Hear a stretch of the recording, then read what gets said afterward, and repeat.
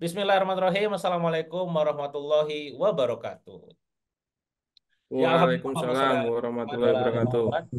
Bersyukur Salam ini. warahmatullahi wabarakatuh. Ya, makasih ya udah jawab ya. Bersyukur banget di malam ini.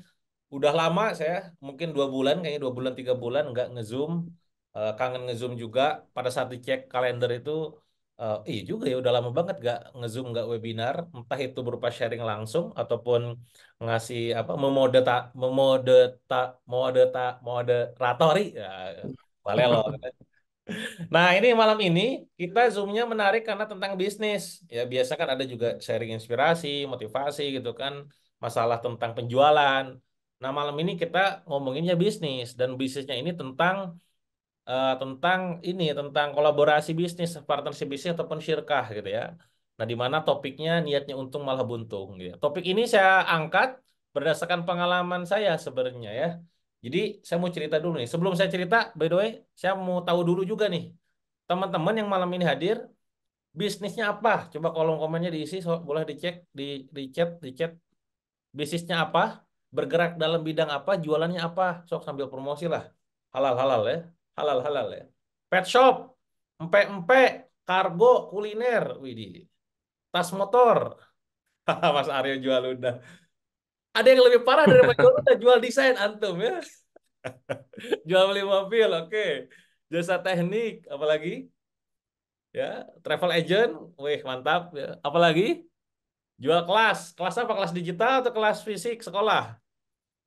Nah ini ya jualannya apapun ya semoga saya doakan yang terbaik lah ya. Semoga jualannya teman-teman makin laris manis ya. Bisnisnya makin Amin. tumbuh, omsetnya makin melesat meningkat, profitnya banyak ya. Terus bisa bermanfaat buat banyak orang ya. Amin ya Allah ya Rabbal Alamin. Nah teman-teman, namanya bisnis itu kan pastinya penuh dengan berbagai macam lika-liku ya. Ya tadi ya, ada kalanya kita untung, ada kalanya buntung. Nah, nanya berikutnya adalah ini. Siapa di antara teman-teman yang hadir malam ini yang pernah ngalamin kerugian? Komen katakan saya, gitu ya. Sebutin angkanya ya. Kita besar-besaran rugi deh malam ini ya. Kita pertontonkan kebegoan kita lah gitu ya. Wah, saya tuh kan banyak yang rugi ya. Nah, ini Bunda Rika 150 juta, yang lain ayo. Chat 3 juta, oke good. Helmi 700 juta, oke yang lain ayo. Ini webinar apaan gede-gede rugi ya. 35 juta, 400 juta. Wih, 1 M tuh tadi siapa tuh? 1 miliar. Haya, 1 miliar ya bisnya apa tuh? 400 juta. Wah, ini gak ada yang nyampe 10 miliar gitu. Wah, ini deh. Ini benar Kang Cahyani nge 20 M. 20 juta. Waduh, Masya Allah ini ya. Ah, Subhanallah ini mah benar-benar ya. Jadi emang kayaknya webinar malam ini ditujukan buat kalian yang tukang rugi ya. Supaya tobat ya. Segera untuk bisa profit ya. Ingat tujuan bisnis itu profit ya. Jadi kalau dikelola dengan benar, jalankan dengan benar supaya bisa cuan gitu ya. Nah, saya pribadi mungkin kalau teman-teman ngikutin saya dulu gitu ya dari 10 tahun yang lalu gitu ya. Saya by the way bisnis udah 14 tahun gitu ya. Ini tahun ke-14. Saya pernah cerita dan sering cerita juga saya di berbagai macam media ya, di Facebook, di YouTube, di Instagram. Saya pernah nanggung kerugian di angka 7,7 miliar gitu ya. Itu fase di mana tahun 2012 sampai ke 2017 kalau nggak salah ya. Yang menarik adalah dari 2017 ke 2023 kemarin, 2024 awal tahun ini gitu ya. Saya sempat ngitung teman-teman. Saya sempat ngitung uang yang saya akhirnya investasikan, uang yang saya akhirnya golangkan, cek orang Sunda mah ya, di dalam bisnis ternyata hampir 10 miliar ya. Jadi persisnya itu saya coba buka dulu Excelnya karena saya datanya sangat lengkap di Excel ya. Tapi nggak bisa saya tampilkan ya, ini data pribadi ya. Jadi total itu adalah seingat saya hampir 10 miliar, total investasi saya ke bisnis 9,78 miliar. Ini yang saya akhirnya pernah investasikan ya selama 2019 ya, 2018 akhir, 2019, 19, 20, 21, 22, 23, 24. Ya, berarti 5 tahunan lah, 5 tahun. Itu 9,8 miliar. Dari 9,8 miliar, teman-teman, fun fact-nya nih ya, bukan fun fact, kita nyesek fact gitu ya. Fakta yang menyesakannya adalah 2,2 miliar uang saya hilang. Hilangnya maksudnya gimana? Ya rugi gitu. Sisanya gimana? Sisanya alhamdulillah cuan ya. Saya masih ingat banget ini ya, kisah enaknya tuh ya banyak ya, yang enaknya juga banyak sebenarnya pada akhirnya. Saya pernah investasi di sebuah perusahaan. Waktu itu modalnya saya di angka 450 juta ya, 500 jutaan lah, 450 sampai 500 juta. Singkat cerita nih ya, kita sudah jalan 3 tahun bisnisnya. Alhamdulillah dalam waktu setahun setengah atau 2 tahun waktu kemarin tuh udah ROI gitu ya. Nah sekarang tiap bulan itu ngasilin profit di angka miliaran ya. Jadi sekali lagi modal saya waktu itu 450 juta gitu ya. Profit sekarang rata-rata average di angka 1,5 sampai 2,5 miliar per bulan gitu kan. Artinya kan luar biasa alhamdulillah gitu ya. Ada yang juga omset profitnya di angka 500 sampai 800 juta tiap bulan gitu kan. Nah itu kan enak-enaknya tuh ya. Nah yang ngenesnya yang gak enaknya adalah ternyata dari 9,8 miliar tadi 2,2 miliar tepatnya tuh 2,2 miliar 500 ribu gitu. Sampai inget ya. Itu saya rugi gitu. Rugi itu maksudnya gimana?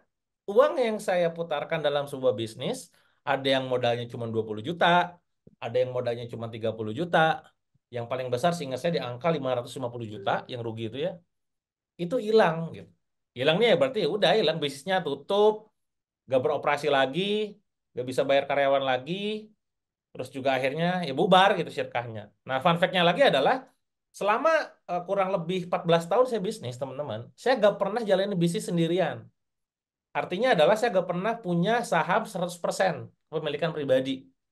Ya, jadi hampir semua, bahkan semua gitu ya. Kecuali tahun ini, ya, satu tahun ini mulai ada 4 sampai 5 brand saya yang punya 100% gitu kan. Nah, waktu di 13 tahun sebelumnya itu semuanya itu syirkah kolaborasi dengan orang lain. Syirkahnya apa? Macam-macam. Nanti kita tanya ke Ustadz Firly gitu ya, ke guru kita juga gitu ya. Macam-macam di situ ada yang syirkahnya tuh polanya adalah mudharabah, ya, di mana rata-rata kalau polanya mudharabah saya sebagai investor. Ada yang sifatnya tuh abdan, jadi saya dengan partner saya sama-sama ngelola dua-duanya gitu ya. Dan kita agak ngeluarin duit dua-duanya gitu ya, modal tenaga, pikiran, waktu gitu kan. Ada yang polanya itu dua-duanya. Jadi ngeluarin duit iya, ngelola iya gitu. Nah, sama temen gitu. Ada yang 2 orang, ada yang 3 orang, ada yang 4 orang, bahkan total circa saya paling banyak tuh 5 orang. Ada ownernya tuh 5 orang gitu. Nah ini pokoknya rame banget lah. Ya, ini dari sekian banyak ini nanti mungkin saya akan cerita juga setelah materinya dari Ustadz Firly gitu ya. Bagaimana pengalaman saya pribadi buat pelajaran buat teman-teman UMKM gitu ya. Tapi sebelum masuk ke sana, saya mau ini dulu nih, mau tanya dulu. Teman-teman mau tahu tahu learningnya gak nih? Nanti setelah materinya Ustadz Firly gitu ya, saya mau sharing juga nih, singkat aja. Apa learning dari pengalaman akhirnya saya rugi gila gitu, 2,2 miliar. Mau nggak? Kalau mau komen mau ya. Mau ya, mau nggak? Daripada ada bangkrut miliaran gitu ya. Ya mending ikutan webinar gratis ya, dapat pelajaran ya. Bahkan nanti tuh posisinya kalau teman-teman lebih dalam lagi gitu ya, teman-teman perlu belajar langsung sama Ustadz Firly dan juga guru kita yang lainnya gitu ya.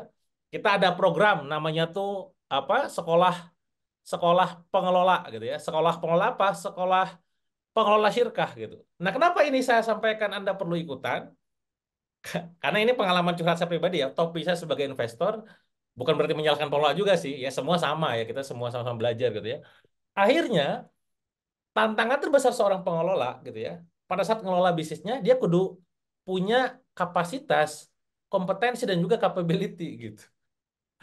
Nah, masalahnya adalah kadang ini pengalaman saya pribadi salah satu learning yang saya akan nanti sharing juga ke teman-teman di akhir sesi nanti gitu ya. Salah satunya adalah kita harus investasi ke orang yang tepat gitu. Nah, maka buat teman-teman semua nanti yang pengen terus belajar tentang ilmu syirkah, bagaimana cara mengelola bisnis yang benar, baik, bertumbuh gitu kan.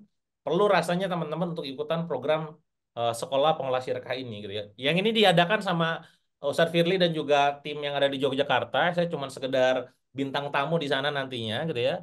Kalau misalkan teman-teman penasaran, saya coba akan tampilkan dulu halamannya. Izin menampilkan terlebih dahulu sebelum kita buka nanti pemaparannya gitu ya. Nah ini ya, spasi sekolah pengelola syirkah gitu ya. Jadi saya kemarin dikontak sama Ustadz Firly itu, Kang, tanggal sekian kosong nggak gitu kan. Saya cek di kalender, saya Hamin satunya tuh ada launching di Jakarta gitu ya. Ada launching salah satu produk apa bisnis baru saya di FNB gitu kan. Pas ngelihat jadwalnya, tapi besoknya kosong, ya udah kosong. Ada sesi malam. Nah, akhirnya saya jadikan guest star di situ ya, jadikan bintang tamu. Nah, ini ya, ada 4 guru kita di situ, ada Ustadz Firly, ada apa? PL Chandra gitu ya, Sedi Condro gitu kan, dan pastinya para ekspert lainnya di sini ya. Di sini ada juga Mas Pramudi Ringga gitu kan. Nah, ini saya bintang tamu doang kalau saya mah sharing-sharing aja ya. Nah, nanti teman-teman kalau misalkan mau belajar tentang syirkah, monggo ikutan kelasnya di tanggal 14 sampai 16 Mei. Investasinya berapa nanti saya informasikan di akhir gitu ya. Intinya adalah ini sangat worth it untuk diikutin sebelum akhirnya nanti jalankan bisnis dan amblas gitu. Jangan sampai amit-amitnya nauzubillah ya. Gitu ya. Jadi sekali lagi penting buat teman-teman untuk punya kapasitas, kompetensi dan juga kapabilitas dalam mengembangkan sebuah perusahaan ya. Benar mau biar benar bisnisnya gitu ya. Iya benar ya. Nggak usah masuk ke lubang yang sama ya kayak saya. Kalau sirkat tapi nggak punya pasangan sirkat gimana? Ah, ini nanti coba kita tanyakan ya. Apakah dicarikan? Ya nyari sendiri atau sebenarnya. Nanti juga akan saya share juga apa sih biasanya saya mencari partner sirkat tuh yang kayak gimana gitu kan. Ya.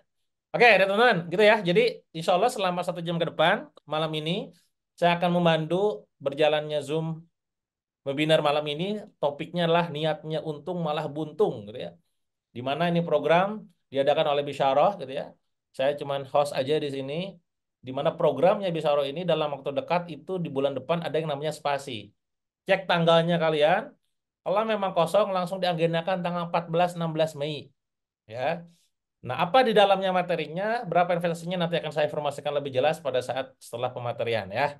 Oke, di sini udah hadir juga nih Sir Firly. Kita sapa dulu deh. Assalamualaikum warahmatullahi wabarakatuh. Siap. Waalaikumsalam warahmatullahi Ah, wabarakatuh. antum Gimana lagi di mana? kabarnya? Jogja atau Bekasi atau Jakarta? Saya alhamdulillah lagi di Bekasi nih. Wah, planet. Planet-planet. Kita lintas Mm-mm. planet nanti di Zoom ya. Iya, lintas planet. Aduh, Insya Allah. Ya, Alhamdulillah lewat Zoom. Sehat ya, Kang? Alhamdulillah, sehat walafiat ya. Nah, ini suaranya putus-putus. Bentar, saya sebelum memastikan Serverly nanti sharing, suaranya pastikan jelas dulu. Tolong kasih feedback ya teman-teman yang nonton. Hampir 200 orang yang malam ini hadir. Iya, Masya Allah, ya putus-putus Rahman. ya? Jelas, jelas katanya. Coba bentar, cek dulu ya. Oh, di sana. Coba, jelas atau nggak Mungkin jelas? koneksi sananya. Aman, aman. Oh, berarti kalau nggak jelas, sinyal kalian ya. Jangan salahkan kami, karena yang lain jelas masalahnya. Oke, saat ini ya, ini topik malam ini menarik ya, karena judulnya tuh niatnya untung malah buntung gitu kan. Ini semua curhat saya, tapi perlu perlu disikapi dan juga persepsi dari antum dalam memandang sebuah bisnis gitu ya, terutama ketika dijalankan dalam pola syirkah gitu kan. Banyak orang dalam bisnis, maklum dong kalau bukan maklum, wajar banget kalau misalkan bisnis itu niatnya tuh pengen untung gitu kan. Ya kalau misalkan nggak untung, mau ngapain bisnis gitu kan. Nah, tapi faktanya di lapangan itu banyak yang akhirnya tuh ya rugi gitu kan. Mending kalau cuma sekedar rugi rugi dikit gitu kan. Ini sampai rugi rugi gede gitu kan. Sampai harus merugikan banyak orang, pihak dan wah macam-macam. Siapa yang nanggung? Nanti bagaimana pemecahan masalahnya? Ketika ada kondisi misalkan sahamnya tuh ada 3 orang, katakanlah 35, 35, 30 misalkan atau 40, 20, 40 misalkan. Ketika rugi nanti gimana? Nah, itu kan ini kan permasalahan-permasalahan yang perlu disikapi gitu kan. Nah, ini menarik karena akan banyak Hmm. juga teman-teman saya yakin yang ngalamin gitu ya. Tadi juga udah chat banyak ya, ada yang rugi sekian puluh juta, sekian puluh miliar gitu kan. Tapi sebelum menjawab siapa yang nanggung rugi, gimana seharusnya? Nah, ini saya pribadi dan teman-teman yang lain perlu mendengar dulu nih. Kira-kira dari antum gimana nih menyikapi eh, topik kita malam ini, terutama problematika masalah syirkah, itu seperti apa pandangannya? Monggo, saya serahkan sesi malam ini ke antum untuk sharing sama kita-kita. Mau, Mas? Siap. Ya. Bismillahirrahmanirrahim. Assalamualaikum warahmatullahi wabarakatuh. Waalaikumsalam warahmatullahi Waalaikumsalam wabarakatuh. warahmatullahi Assalamualaikum warahmatullahi wabarakatuh. wabarakatuh. Ya. Alhamdulillahirrahmanirrahim. Wassalatu wassalamu ala asrofil anbiya'i wal mursalin. Sayyidina wa maulana Muhammadin wa ala alihi wa sahbihi ajma'in amma ba'd. Oke, alhamdulillah malam hari ini bisa kumpul bareng ya, termasuk bersama Ustadz Dewa. Nah, ini levelnya udah tinggi ya, udah Ustadz Dewa lagi. Nah, jadi memang tapi tetap bisa merasakan rugi. Nah, ini yang manusiawinya di sini. Nah, sebenarnya kalau dalam perjalanan bisnis itu memang prospeknya ada dua, ada untung, ada buntung, alias rugi. Itu udah pasti. Karena kalau ada bisnis yang dia dijamin tidak rugi, itu malah bukan bisnis yang sesuai syariah. Nah, karena kaidahnya kan al-kharaju bidomani. Apa-apa yang keluar menjadi keuntungan itu gara-gara doman, pertanggungan risiko. Makanya nggak mungkin ada bisnis syariah kok nggak beresiko, itu nggak mungkin. Nah, dia prospeknya bisa dua, bisa untung, bisa buntung. Nah, kalau untung nggak usah terlalu banyak kita diskusikan lah, ya, karena everybody happy. Nah, yang nggak enak itu kalau pas buntung. Nah, lalu kalau ternyata itu bersirkah, distribusi kerugian itu bagaimana? Nah, karena kalau Anda sampai salah memposisikannya, bisa terjadi menzolimi pihak-pihak lain. Nah, padahal bisa jadi itu bukan kewajibannya dia, tapi kok ditanggungkan ke dia. Bahkan semisalnya ada pemodal yang mana dia rugi, kok minta dikembalikan sesuai pokok modal, itu juga berpotensi terjadi riba. Nah, nggak enaknya kan di situ. Karena salah satu solusi permodalan yang syar'i, kan kita itu tidak mungkin pakai bank dengan bunga. Makanya salah satu solusinya itu melakukan syirka. Nah, tapi kalau sirkanya salah, itu juga bisa ngeriba lagi gitu loh. Nah, berarti kita harus diskusikan dulu ini, gimana sih distribusi kerugian di dalam sirka. Nah, ini perkenankan, izinkan saya untuk share screen, mungkin bisa dilihat dulu. Hmm, Masuk share screen-nya, Kang? nunggu lagi. Masuk aman. Siap.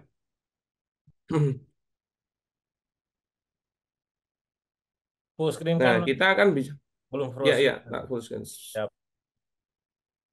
Siap.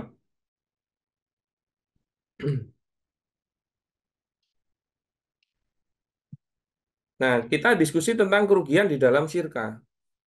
Ini kalau mohon maaf ya, kalau Zoom gratisan pakai materinya settingannya yang nggak terlalu cantik. Jadi flat-flatan ya. Nah, kerugian di dalam syirka. Nah, kita harus paham distribusinya bagaimana. Jadi hukum asalnya bila terjadi kerugian di dalam syirka, maka kerugian itu yang nanggung pemodal, bukan pengelola. Nah, ini harus dipahami. Karena kalau Anda nggak siap sebagai pemodal dan menanggung kerugian, berarti Anda tidak paham syirkah yang syar'i. Makanya nanti tinggal ditanya sama Kang Dewa. Kang kemarin pas buntung gimana? Minta balikin modal nggak? Coba nanti bisa dicek. Nah, kenapa? Karena yang namanya keuntungan dan juga kerugian itu namanya implikasi akad. Nah, kalau implikasi akad harus berdasarkan dalil. Nah, maka kalau kita harus lihat dalilnya apa. Nah, dalilnya kan adalah hadis yang disampaikan oleh Ali bin Abi Thalib radhiyallahu anhu. Yaitu apa? Al-wadi'atu alal mal, wariku ala mastolahu alai. Jadi kerugian itu memang ditanggung oleh modal alias pemilik modal. Nah, sedangkan kalau keuntungan itu dibagi sesuai kesepakatan di antara mereka. Nah, berarti apa? Berarti memang kalau yang namanya rugi, harta di dalam syirkah, itu memang pemodalah yang menanggung. Nah, jangan sampai Anda sudah mau jadi pemodal, ya, Anda pas rugi, Anda nggak mau menanggung. Nah, kenapa kok harus seperti itu? Nah, itu pembahasannya lebih luas. Mungkin tidak terlalu kita bahas malam hari ini. Tapi yang mau kita bahas adalah distribusi kerugiannya. Maka ditanggung oleh modal. Nah, kalau pemodalnya lebih dari satu, maka membaginya kerugian itu berdasarkan porsi modalnya. Misalnya si A modalnya 60 juta, si B modalnya 40 juta. Berarti kan totalnya 100 nih. Kita puter malah terjadi kerugian. Sisa harta jadi 80. Kan rugi tuh. Nah, berarti pengembalian modalnya nanti kalau terjadi putus sirkah itu adalah 60% dari 80 juta. 48 untuk si A dan 32 untuk si B. Maka telah terjadi kerugian 20 juta, distribusinya 12 juta yang nanggung adalah si A, 8 juta adalah si B. Nah, ini gambaran awalnya yang menjadi pattern di dalam syirka. Nah, akhirnya kalau ada pengelola, ada pemodal, misalnya masukin modal 100 juta. Diputer malah rugi, jadi 80 juta, rugi 20 juta. Nah, maka hak dia itu hanya 80 juta. Tapi ternyata dia memaksa, oh nggak bisa, kamu harus balikin aku 100. Nah, maka hal seperti ini kalau Anda sepakati dan Anda berikan itu yang 20 jutanya, maka hakikatnya itu adalah riba yang 20 juta itu. Kenapa? Karena hak Anda sebenarnya hanya di 80, tapi Anda minta kelebihan daripada 80 itu. Sama saja seperti riba. Nah, cuman apakah murni kalau ada kerugian itu sudah pasti pemodal yang menanggung? Nah, ini enggak juga. Oke, tenang. Slide-nya enggak cuma satu. Maka kalau terjadi kerugian, itu hukum asalnya memang pemodal yang nanggung. Tapi ada kondisi-kondisi yang mana pengelola pun menanggung. Jadi nggak main-main ini. Makanya nggak bisa jadi pengelola terus asal, loh itu kan udah kerugian, oh, aku nggak nanggung. Nah, kita lihat dulu kerugiannya karena apa. Nah, namun ada perkecualian dari hukum asal di atas, yaitu pengelola yang hukum asalnya tidak menanggung kerugian, itu malah menjadi wajib menanggung kerugian. Gitu.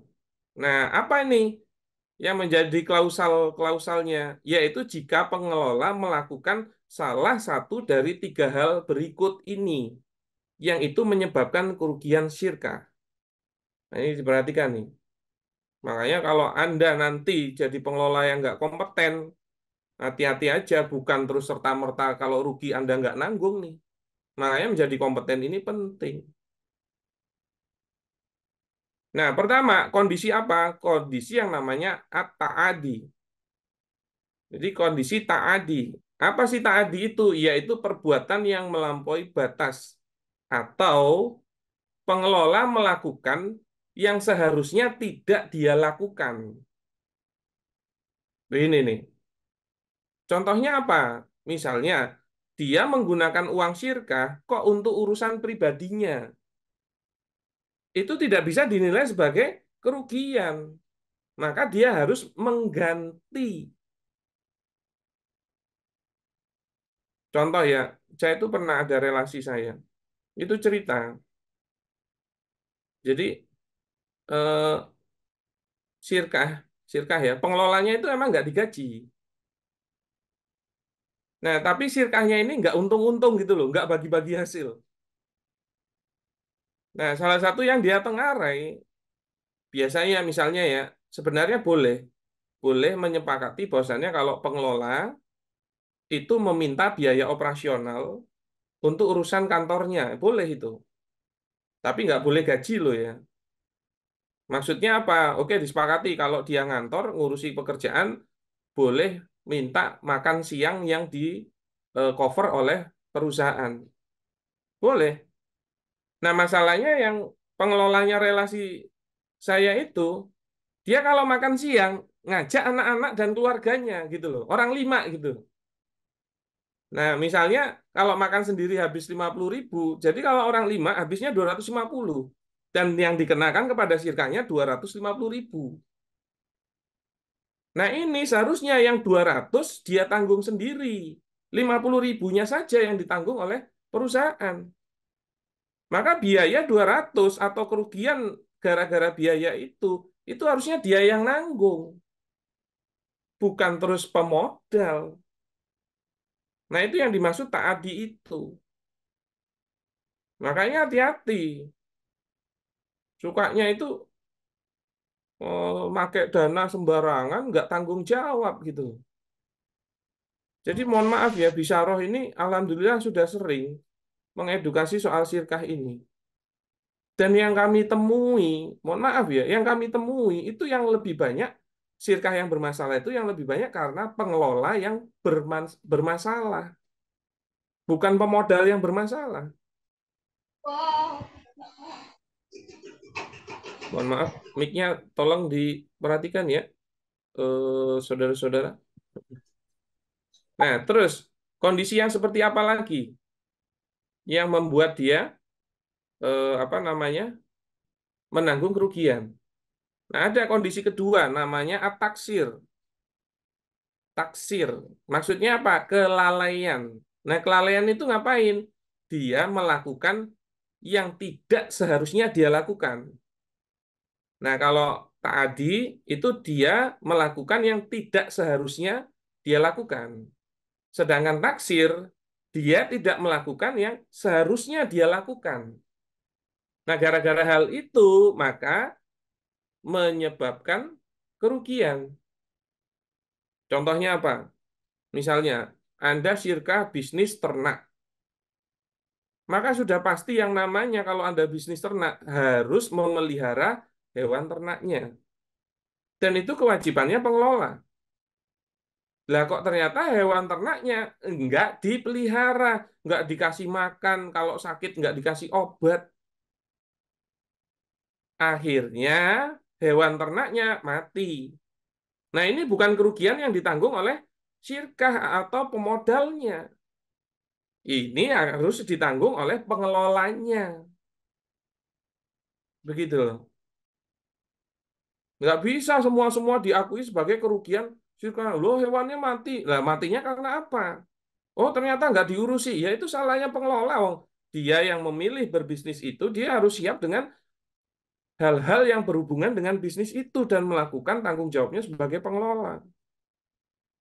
Makanya kalau terjadi kerugian itu boleh di breakdown.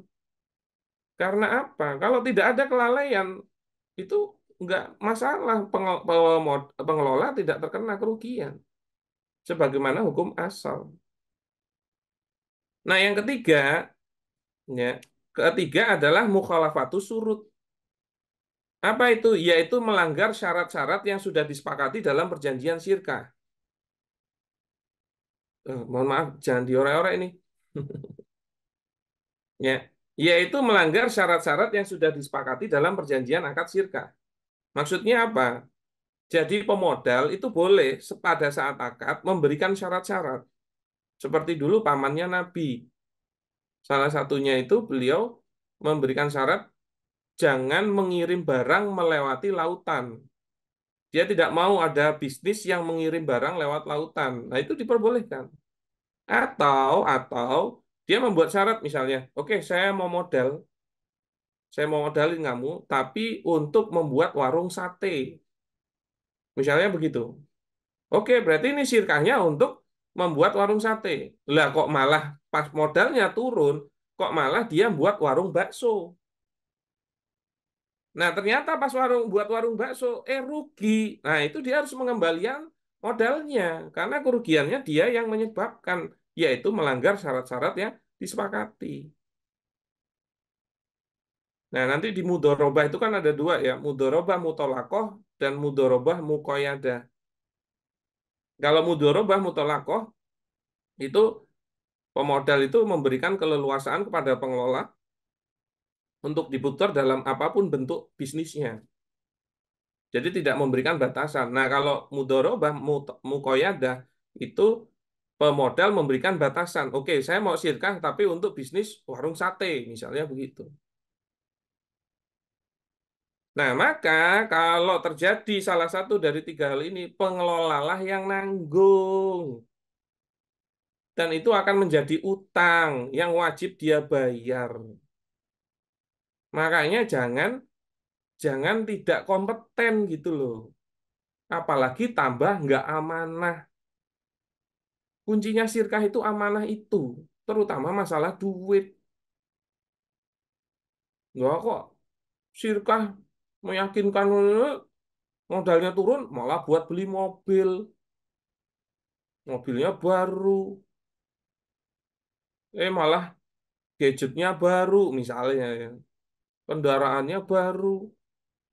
Ya itu patut dipertanyakan juga ya. Nah, makanya hati-hati dalam bersyirkah. Nah, lalu bagaimana kalau ternyata pengelolanya lebih dari satu? Karena ada bentuk-bentuk syirkah yang pengelolanya lebih dari satu. Nah, maka kalau jika jumlah pengelolanya lebih dari satu orang, kerugian itu hanya ditanggung oleh pengelola yang menyebabkan kerugian. Sedangkan pengelola yang lainnya yang tidak menyebabkan kerugian tidak berkewajiban menanggung modal. Nah, dulu pernah ada itu klien kami. Dia sirkah bertiga pengelolanya. Nah, yang satu yang bawa duit. Ternyata nggak jelas hilang orangnya dan pergi gitu loh. Tidak menyelesaikan masalahnya. Padahal uang yang megang orang yang ini, yang admin keuangannya ini, yang megang keuangannya ini. Nah, tapi kan para pemodal tuh taunya mereka bertiga. Yang dioyak kan bertiga.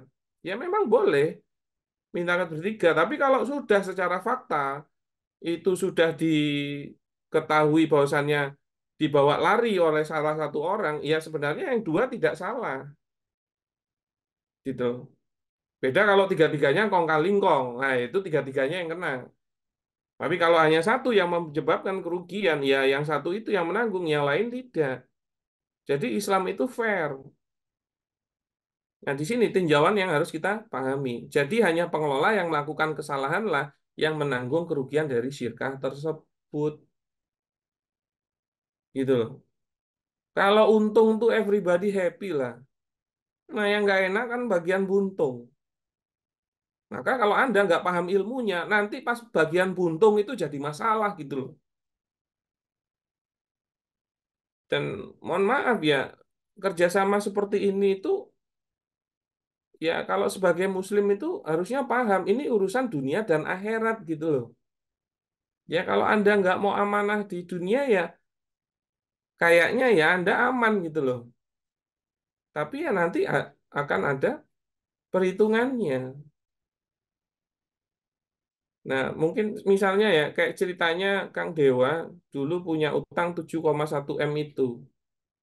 Kalau dari cerita yang saya tahu, sebenarnya itu bukan kesalahannya Kang Dewa gitu loh. Karena ada orang lain yang memang menggunakan dana itu, jadi kan Kang Dewa hanya memperantarai gitu loh. Tapi akhirnya berkenan untuk mengganti itu semua. Nah, sebenarnya kalau ini terjadi, itu settingannya Kang Dewa adalah nalangi orang yang lari ini. Nah, insya Allah Kang Dewa punya tabungan yang banyak itu di akhirat untuk dimintai pertanggungjawabannya. Nah, itu gambaran malam hari ini biar nggak terlalu berat ya diskusinya. Nah, kita scoop materinya seperti itu dulu. Nah, kita bisa lanjutkan dengan diskusi. Monggo saya kembalikan ke Kang Dewa atau mau tanya jawab. Begitu, Oke, Kang? siap. Masya Allah ya belum apa-apa dah. Oh tuh pasti teman-teman pada. Oh gitu tuh, oh gitu tuh gitu. Oke, teman-teman semua yang sedang nyimak ya materi barusan dari Sir Firly gitu ya pastinya mendapatkan insight-insight penting dan berharga gitu ya. Nah, mulai itu silakan teman-teman kalau misalkan ada yang mau ditanyakan di chat aja case by case, kasuistik gitu ya. Kang, kalau gini gimana? Kalau gini gimana? Silahkan aja. Ya, nanti coba kita bacakan gitu ya. Sambil menunggu pertanyaan ya, saya coba mancing dulu deh ke servernya gitu ya. Eh, Saat barusan kan kata antum intinya kalau rugi itu kalau dalam syirkah yang nanggung modal gitu ya. Eh, dan Hmm. ternyata tadi ada beberapa case kalau misalkan kalau misalkan itu disebabkan oleh si pengelola, maka si pengelola pun akhirnya ya justru yang harus nanggung kerugian gitu kan. Nah, nah kadang gini di lapangan itu kita ini nggak ada VAR-nya gitu. Kalau dalam main bola kan ada VAR, ada wasit gitu. Jadi, nah ini enggak, ini antum, ini aneh lah, ya kan. Kadang kita mah pengennya baik-baik gitu. Maksudnya, misalkan nih case-nya adalah ada dua orang, apa namanya, jangan dua orang deh ya, tiga orang deh, tiga orang ini, Hmm. dua investor, satu pengelola, gitu kan. Nah si pengelola ini ternyata setelah beberapa kali berbulan-bulan itu diingetin dan sama kita juga bantu ngingetin gitu kan, ini ada dashboard yang harus diperhatiin gitu kan, ini segala macam sama investor, sama saya dan partner gitu ya, yang juga investor. Tapi nggak nurut, nggak manut gitu kan. Yang akhirnya bom waktu di bulan ketiga, singkat cerita, meledaklah tuh. Akhirnya karyawan nggak bisa digaji, ada vendor ke utang, terus juga ada hutang ke Hmm. vendor, sorry, ada hutang ke vendor, terus juga cash akhirnya tipis, yang menyebabkan bingung nih. Kalau bahasanya tuh, kalau nggak nginjek lagi, ini bayar vendor gimana? Ini karyawan nasib gimana? Ini bayar THR gimana gitu kan? Kan kalau ngomongin soal tentang eksekusi gitu kan tanggung jawab si pengelola, dan kita tuh ngingetin juga loh, ini dashboard nih kan, kita orang keuangan, investor paham lah dashboard keuangan kan. Nah, dalam kondisi kayak begitu, gimana tuh harusnya? Apakah tetap juga kita harus nginjek lagi nih si investor, jebret gitu ya? Atau lah itu mah lu lah urusan lu beresin tuh gimana, gak mau tahu gua, masa bahasnya gitu ya. Si karyawan kudu digaji, THR kudu cair gitu kan, vendor kudu kebayar. Jangan malah si pengelola datang ke investor, Pak, Kang, Mas, ini duit habis, utang ke vendor, karyawan mau digaji gitu. Nah, itu gimana tuh Mas? Ya, jadi gini ya, eh, mengenai untung atau rugi itu bukan pakai perasaan. Hmm, Berarti apa? Dia harus berdasarkan rujukan data. Makanya menjadi wajib pengelola itu harus bisa membuat laporan keuangan. Karena dia itulah yang ngelola uangnya. Berarti dialah yang punya kewajiban melaporkan keuangannya. Nah, kalau dia tidak bisa menyajikan laporan keuangan, maka dia juga berpotensi melakukan yang namanya tadi taksir, tidak melakukan yang seharusnya dia lakukan. Maka kalau dia tidak bisa membuktikan penggunaan uang-uang dan lain-lain itu tetap kelalaiannya dia dan dia harus menanggung kerugian itu, gitu loh. Nah, beda lagi kalau dia bisa buat laporan keuangan dan ternyata kerugian itu natural.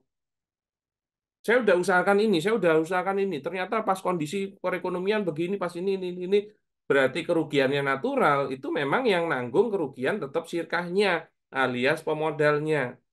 Nah, di sini juga menjadi penting. Bisyarah itu alhamdulillah sudah megang lebih dari 20 entitas laporan keuangan perusahaan. Nah, kami biasanya menjadi pihak yang megang laporan keuangan perusahaan di dalam suatu grup, tapi pemodalnya juga kami masukkan ke grup tersebut. Jadi bisa ikut memantau. Jadi tahu perkembangannya hari per hari. Nah, maka kalau memang kerugiannya juga natural, oke, dan ini berpotensi semakin rugi, semakin rugi, semakin rugi, saran saya pemodal yang minta langsung putus sebelum kerugiannya menjadi lebih besar. Nah, tapi kalau kasus yang kayak antum bilang tadi, dalam 3 bulan kok sudah nggak bisa bayar gaji, nggak bisa ini, ada utang vendor, gini, gini, gini. Ya kalau menurut saya itu ada potensi kelalaian pengelola. Nah, yang juga harusnya dipahami, kalau ini nggak untung-untung, bahkan semakin terus merugi, pengelola itu nggak dapat apa-apa, dan dia juga nggak gajian gitu loh. Maka sebenarnya buat dia bisnis itu juga nggak menarik. Pasti dia sendiri minta putus. Jadi sebenarnya kalau semuanya paham sirkah dan paham bisnis, itu pasti akan relevan dalam menjalankan bisnis itu. Nah, bahkan bahkan saya me, apa ya bersifat mewajibkan bahkan sebaiknya sebelum sirkah itu dibuatlah proyeksi bisnis yang realistis. Yang harusnya dipaparkan dulu kepada para pemodal bahwasannya ini penawaran yang make sense. Begitu juga menarik dari sisi perhitungan bisnisnya. Ya kalau biasanya kalau pemodal ngomonginnya ROI.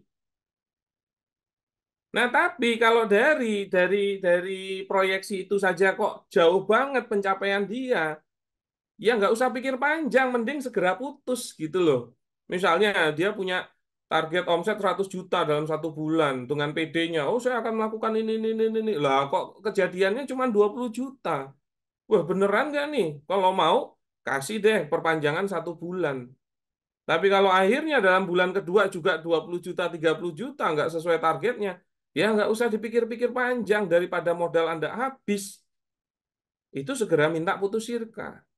Tapi pengelola sendiri itu juga pastinya tahu dia ngapain gue lanjutin ya. Oh ini juga Nggak worth it bakalan gitu. BEP-nya semakin lama. Iya, Aduh, begitu makanya Kang jangan pakai gambarannya. perasaan ya, bener ya, pakai data. Nggak bisa data, dan itu ya salah satu banyak kelemahan Sirkah yang bermasalah. Nggak bisa buat laporan keuangan. Gitu kok berani-beraninya minta modal.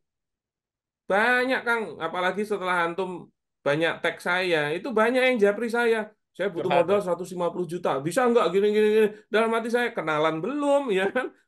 Terus ketemu aja nggak Bener, pernah. bener, bener. Ini ujuk-ujuk bilang gini, bisa nggak cariin. Lah kami itu sudah terlalu sering ketemu pengelola yang bermasalah gitu loh. Lah Anda belum memperlihatkan kompetensi Anda, kok ujuk-ujuk sudah minta dimodalin. Sorry-sorry aja kan. Gitu loh, nggak main-main. Tuh, nah ini penting tuh. Jadi Begitu Kang. prinsip-prinsip dalam syirka itu penting dipahami kayak tadi ya, tidak pakai perasaan. Kadang kan kita main namanya manusia gitu ya, gak enakan sama partner itu gimana ngomongnya nanti ya gitu kan. Padahal udah jelas gak nguntungin, gak worth it, Hmm. ya udah saja, sudahi saja gitu kan. Nah ini juga ada yang nanya nih Mas di Iya, komen ya. Mas Budi nih ada yang nanya. siap, Ini siap. ya, prinsip-prinsip kayak ini jatuhnya nih. Kalau modal syirkahnya itu dalam bentuk alat atau barang, bagaimana cara ngitungnya? Ini kan kita juga sama-sama tahu modal itu apakah bisa gitu gitu. Ah, itu mau gimana ya, Mas? Ya, jadi gini, yang namanya modal hukum asalnya adalah uang. Itu hukum asalnya. Duit ya. Nukut. Ya. Maka ya harusnya. Nah, tapi kalau sebenarnya masukin barang nggak boleh. Nah, tapi kalau misalnya barangnya memang mau dimasukin, itu dengan cara barang itu harus dinilai pada saat akad berapa nilainya. Dan memang idealnya berdasarkan harga pasar saat itu.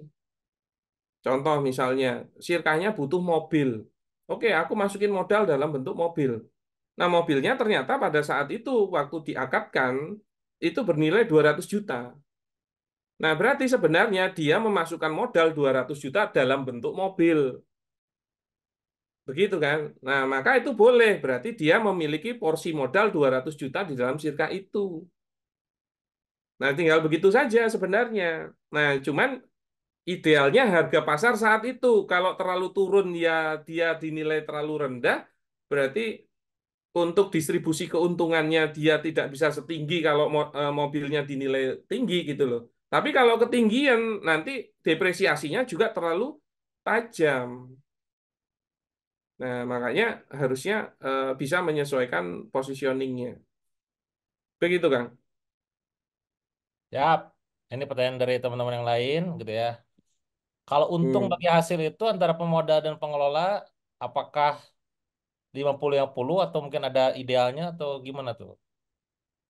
Presentasinya Nah, bagaimana? tadi kan dalilnya, ya, Hmm, tadi kan dalilnya al wadiatu alal mal, waridku ala mastolahu alai.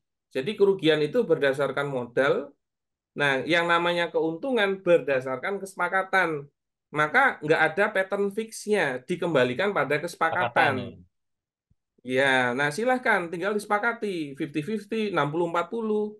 Nah, cuman kalau mau dihitung idealnya, itu dilihat bisnisnya itu padat karya atau padat modal. Bobotnya Nah, ya. kalau padat karya, idealnya memang pengelola yang besar. Nah, kalau padat modal, itu pemodal yang lebih besar. Nah, tapi terlepas itu, kembali ke settingan awal berdasarkan kesepakatan. Nah, itu tinggal diskusi saja, negosiasi. Makanya proyeksi bisnis sebelum bersirkah itu penting agar kita bisa melihat potensi ROI untuk pemodal. Nah, itu nanti dia lihat, oke, kalau 70-30 menarik nggak ya buat saya? Ah, ini kurang-kurang menurut saya mintanya 40. Nah, ya udah, kalau mau dia turunin 60-nya, jadi 60-40. Oke, bisa tinggal sepakat. Begitu. Artinya pada dasarnya tergantung kesepakatan ya. Kalau soal bagi Itu hasil saja kan. sebenarnya kalau dari sisi syariatnya seperti itu. Dan itu harus disepakati pada saat awal akad. Oke. Nah ini Begitu. pertanyaan berikutnya tentang keuangan, laporan keuangan nih. Apakah dengan investor semua pembukuan harus dijelaskan setransparan dan sedetail mungkin atau sesuai akad saja? Sesuai akad saja. Oke. Jadi gini ya. Kalau Anda paham syirkah, itu syirkah itu kan arti katanya bercampur atau melebur. Bur. Oke. Maka yang namanya syirkah itu meleburkan semuanya, mencampurkan semuanya, baik pengelolaan maupun permodalannya, bercampur jadi satu, jebret. Maka gara-gara syirkah itulah kepemilikan bisnis jadi milik bersama. Makanya kalau Anda punya bisnis yang dimiliki lebih dari satu orang, itu wajib ada akad syirkahnya. Entah itu, mohon maaf ya, suami istri, bapak sama anak, kakak sama adik, itu kalau punya bisnis bersama, maka harus ada akad sirkahnya yang sah. Nah, gara-gara bersirkah, maka bercampur dan kepemilikan bisnis jadi milik bersama. Begitu kan? Makanya gara-gara kepemilikan bisnis jadi milik bersama, keuntungan itu juga jadi hak bersama yang nanti dibagi hasil. Begitu juga kerugian, nggak boleh ditanggungkan kepada salah satu pihak. Harus ditanggung bersama, yaitu sirkahnya. Itu kan dampak dari bersirkah. Maka kalau ngomongin tentang laporan keuangan, saya tanya, berarti pemodal itu juga owner bukan? Owner kan? Berarti kalau owner punya hak nggak untuk melihat harta dia di dalam sirkahnya dalam bentuk laporan keuangan? Punya. Maka kalau memang owner pemodalnya minta detail, ya kasih aja. Karena kan harusnya Anda sendiri punya laporan keuangan itu gitu loh, yang detail. Sama-sama owner gitu. Makanya iya, karena sama-sama owner. Makanya mau lihat kapan aja nggak boleh. Wah, nggak bisa, Pak. Bisanya cuman awal bulan. Ya, wong itu juga bisnis milik dia kok. Makanya Karena memaknai bercampur itu penting. Nah, benar, karena memaknai bercampurnya tadi yang orang kadang nggak paham bahwa seakan-akan ada gap bahwa Itu. aku mah pengelola, aku mah investor gitu kan. Loh, kalau udah kawin mah ya bareng lah gitu kan. Iya. Iya, dan bahkan juga kadang-kadang ada yang terbalik tuh. Dia kira pemodal itu bosnya dia. Nah, bener. Pengelola itu pegawainya. Padahal mereka equal kalau di dalam sirka. Semuanya bisnis owner gitu loh. Bahkan Iya, pemodal nggak boleh ikut cawe-cawe dalam pengelolaan karena bukan objeknya dia. Objeknya pemodal itu cuma ngasih modal. iya bener. Begitu kan? Itu bahkan di titik ini pengalaman teman-teman dan juga ini ya yang nge-DM atau yang nanya ke saya pribadi sih, case pribadi saya gitu ya. Kan saya nyentumin itu di bio tuh kalau Hmm. untuk lihat kan ada 40 plus brand gitu ya, 43 tepatnya gitu kan. Orang tuh ada yang nyinyir gitu. Alah mana mungkin ngelola satu aja gue puyeng gitu kan. Lah, gue nih business owner 43, yang dikelola gue cuma 4, sisanya ya investor. Ya gue owner juga dong. Bener gak? Iya iya. Nah, Kalau iya kan? ngomongin dari sisi owner ya iya. Nah, iya, makanya Jadi saking gini loh. banyaknya orang yang Kalau nggak paham tentang itu gitu. lah iya, berarti boleh Anda bilang diri Anda owner baik dari sisi pengelola maupun dari sisi pemodal. Nah, memang kalau Anda jadi pengelola ngerjain dua tiga sirkah Rempong itu. itu masih masih iya maksud saya masih boleh lah, tapi kalau udah sampai 5 10 Wis, jadi mabok pengelola itu wah aneh udah itu. nggak Iya. iya gitu loh. Keren. Nah makanya tingkatan tingkatan yang lebih tinggi lagi itu adalah menjadikan diri Anda sebagai investor. Nah tapi kalau Anda invest ya investnya yang pinter gitu loh, Nah, milih-milih cari yang amanah cari yang ini. Makanya kredibilitas atau kompetensi pengelola ini perlu di screening. Nah, ini terlepas ya, terlepas itu.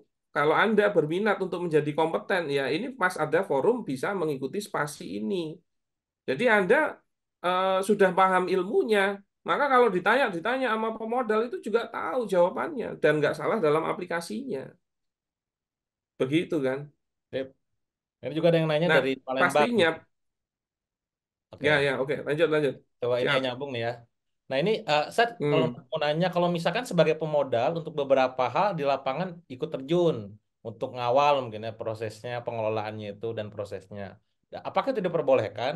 Dia bilang katanya setahu saya karena pengelola plus pemodal plus pengelola itu bukannya nggak ada ya katanya. Itu gimana, Seth? Ya, jadi kalau kalau dia pemodal murni, itu objek dia hanya memberi modal. Duit doang ya, oke. Makanya kalau Anda jadi pengelola, objek Anda memang mengelola. Itulah kenapa pemodal nggak boleh ikut cawe-cawe dalam pengelolaan karena bukan objeknya. Ya, Nah, tapi kalau mau nemenin, bantuin, ya monggo-monggo aja. Cuman keputusannya tetap di pengelola. lah. Ya. Nah, dia mau ngasih saran, boleh. Nah, gini, gini, gini. Nah, kalau pemodalnya bilang, tapi aku nggak percaya ya sama pengelolaku. Lah, kalau nggak percaya, nggak usah sirkah gitu aja kan. Benar, Nggak setuju. usah cari alasan untuk cawe-cawe gitu loh. Setuju, setuju. Karena yang namanya sirkah itu basically didasari pada wakalah dan amanah. Nah, dalam perwakalahan itu memang harusnya mempercayai. Nah, kalau nggak percaya nggak usah sirkah gitu loh. Termasuk ya, ini kan nanti kalau di kelas itu disampaikan detailing, yaitu boleh nggak modal diberikan secara bertahap. Itu nggak boleh, Ya, karena syaratnya qaulun lil wakalah, bisa diserah terimakan di majelis akad. Nah, maka kalau ada pemodal, oke, berapa butuh modal 1 M? Oke, saya buat 5 termin ya, 200 juta dulu.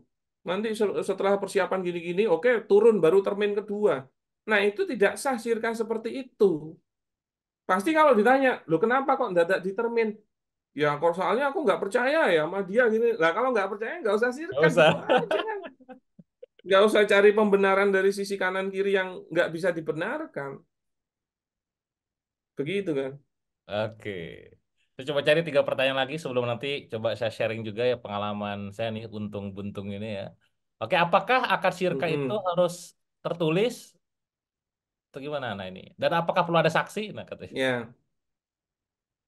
siap. Nah, ini kalau kita nggak paham akad tuh biasanya nanyanya begini. Pertanyaannya itu semacam itu. Itu menandakan, mohon maaf ya, Anda belum paham akad. Jadi yang kita harus pahami, yang namanya akad itu hukum asalnya perkara lisan, bukan perkara tulisan, gitu loh. Nah, maka kegiatan berakad itu sebenarnya hukum asalnya kegiatan lisan. Berarti apabila Anda sudah berakad dengan cara lisan, itu sudah mengikat secara hukum syariah urusannya dunia dan akhirat. Walaupun tidak ada surat akadnya. Nah, tapi kalau Anda mau berakadnya dalam bentuk tulisan juga boleh, karena kaidahnya kan Alkitab kal kitab. Tulisan dihukumi dengan sama dengan lisan. Nah, berarti ijab kabulnya pada saat Anda tanda tangan. Nah, itu boleh. Nah, tinggal disesuaikan. Kalau misalnya, oh kalau mau tanda tangan draft akadnya belum ready nih, atau si Anu belum datang. Oke, kita pakai online aja, terus kita ijab kabul lisan dulu. Nah, berarti surat akadnya menyusul. Bisa nggak? Boleh. Yang penting akad secara lisannya sudah terpenuhi. Gitu loh. Sekarang coba saya kasih contoh. Ini mohon maaf ya. Contohnya memang kalau mengenai akad ini seringnya mengenai menikah nih. Nah, misalnya ada orang yang menikah. Semua rukunnya terpenuhi. Jebret. Dan tapi dia nggak punya buku nikah. Saya tanya, nikahnya tetap sah nggak? Sah secara agama kan? Atau dibalik, ada orang yang bisa buat buku nikah, tapi nggak pernah melakukan akad nikah. Pertanyaannya, nikahnya sah nggak? Nggak. Atau misalnya kita menikah, terus punya buku nikah. 5 tahun kemudian, buku nikahnya, mohon maaf nih, hilang. Pertanyaannya, akad nikahnya tetap sah nggak? Ya tetap sah loh. Karena yang membuat sahnya ijab kabulnya, bukan buku nikahnya. Nah, jadi sebenarnya Anda berakad cukup dengan lisan itu sudah mengunci. Walaupun kalau untuk akad-akad mustamir ya, nah itu akad-akad yang berjangka itu sangat disunahkan untuk tertulis. Nah, itu juga penting, apalagi kalau Anda investasi, uangnya juga gede. Bahkan bisa jadi surat akad ini dia itu menjadi wajib. Kalau tidak adanya surat akad berpotensi akan membuat masalah. Nah, tapi ada nggak ada surat akad tidak memutuskan atau tidak membuat akad sirkahnya tidak sah gitu loh. Nah, itu gambarannya. Terus mengenai saksi, sebenarnya di dalam rukun sirkah itu tidak ada rukun saksi. Beda kalau di akad nikah. Kalau akad nikah memang mazhab Syafi'i ada rukun saksi. Nah, jadi tidak wajib ada saksi. Tapi kalau mau mengadakan saksi boleh dan itu bisa jadi lebih baik. Begitu, Kang. Siap. Nah, ini apa? Ada juga yang nanya nih, apa posisinya ketika syirkah itu dengan yang beda agama atau yang non-Muslim gitu ya? Itu apakah bisa dilakukan dan dinampakkan syirkah juga gitu? Siap. Jadi bermuamalah dengan non-muslim itu hukumnya mubah, boleh. Karena syarat pelaku akad di dalam muamalah itu tidak ada syarat muslim. Beda kalau ibadah, ada syarat muslim. Makanya misalnya, mohon maaf, ada orang non-muslim, itu sholat bahkan lebih khusyuk daripada kita. Pertanyaannya, sholatnya diterima nggak? Enggak, karena tidak memenuhi syarat muslim. Nah, kalau di dalam muamalah itu tidak ada syarat muslim, maka bermuamalah dengan non-muslim itu boleh. Dalilnya apa? Dalilnya adalah Rasul sendiri bermuamalah dengan non-muslim. Begitu loh. Maka itu boleh. Nah, berarti Anda bersyirkah dengan non-muslim boleh selama sesuai syariat. Nah, malah yang nggak boleh syirkah dengan sesama muslim kok nggak sesuai syariat. Nah, itu malah yang nggak boleh gitu loh. Nah, jadi silahkan dikondisikan dengan kebutuhan Anda. Alhamdulillah ya, saya cerita sedikit, Bisyarah itu sudah pernah jadi penghulu sirkah atau pendamping sirkah, dua bentuk sirkah. Yang sirkah satu, pemodalnya muslim, pengelolanya non-muslim. Nah, yang satunya, pengelolanya muslim, pemodalnya non-muslim. Dan mereka setuju dengan sistem sirkah itu. Nah, jadi it's okay. Silahkan kalau dalam hal muamalah. Begitu, Kang. Gitu teman-teman ya.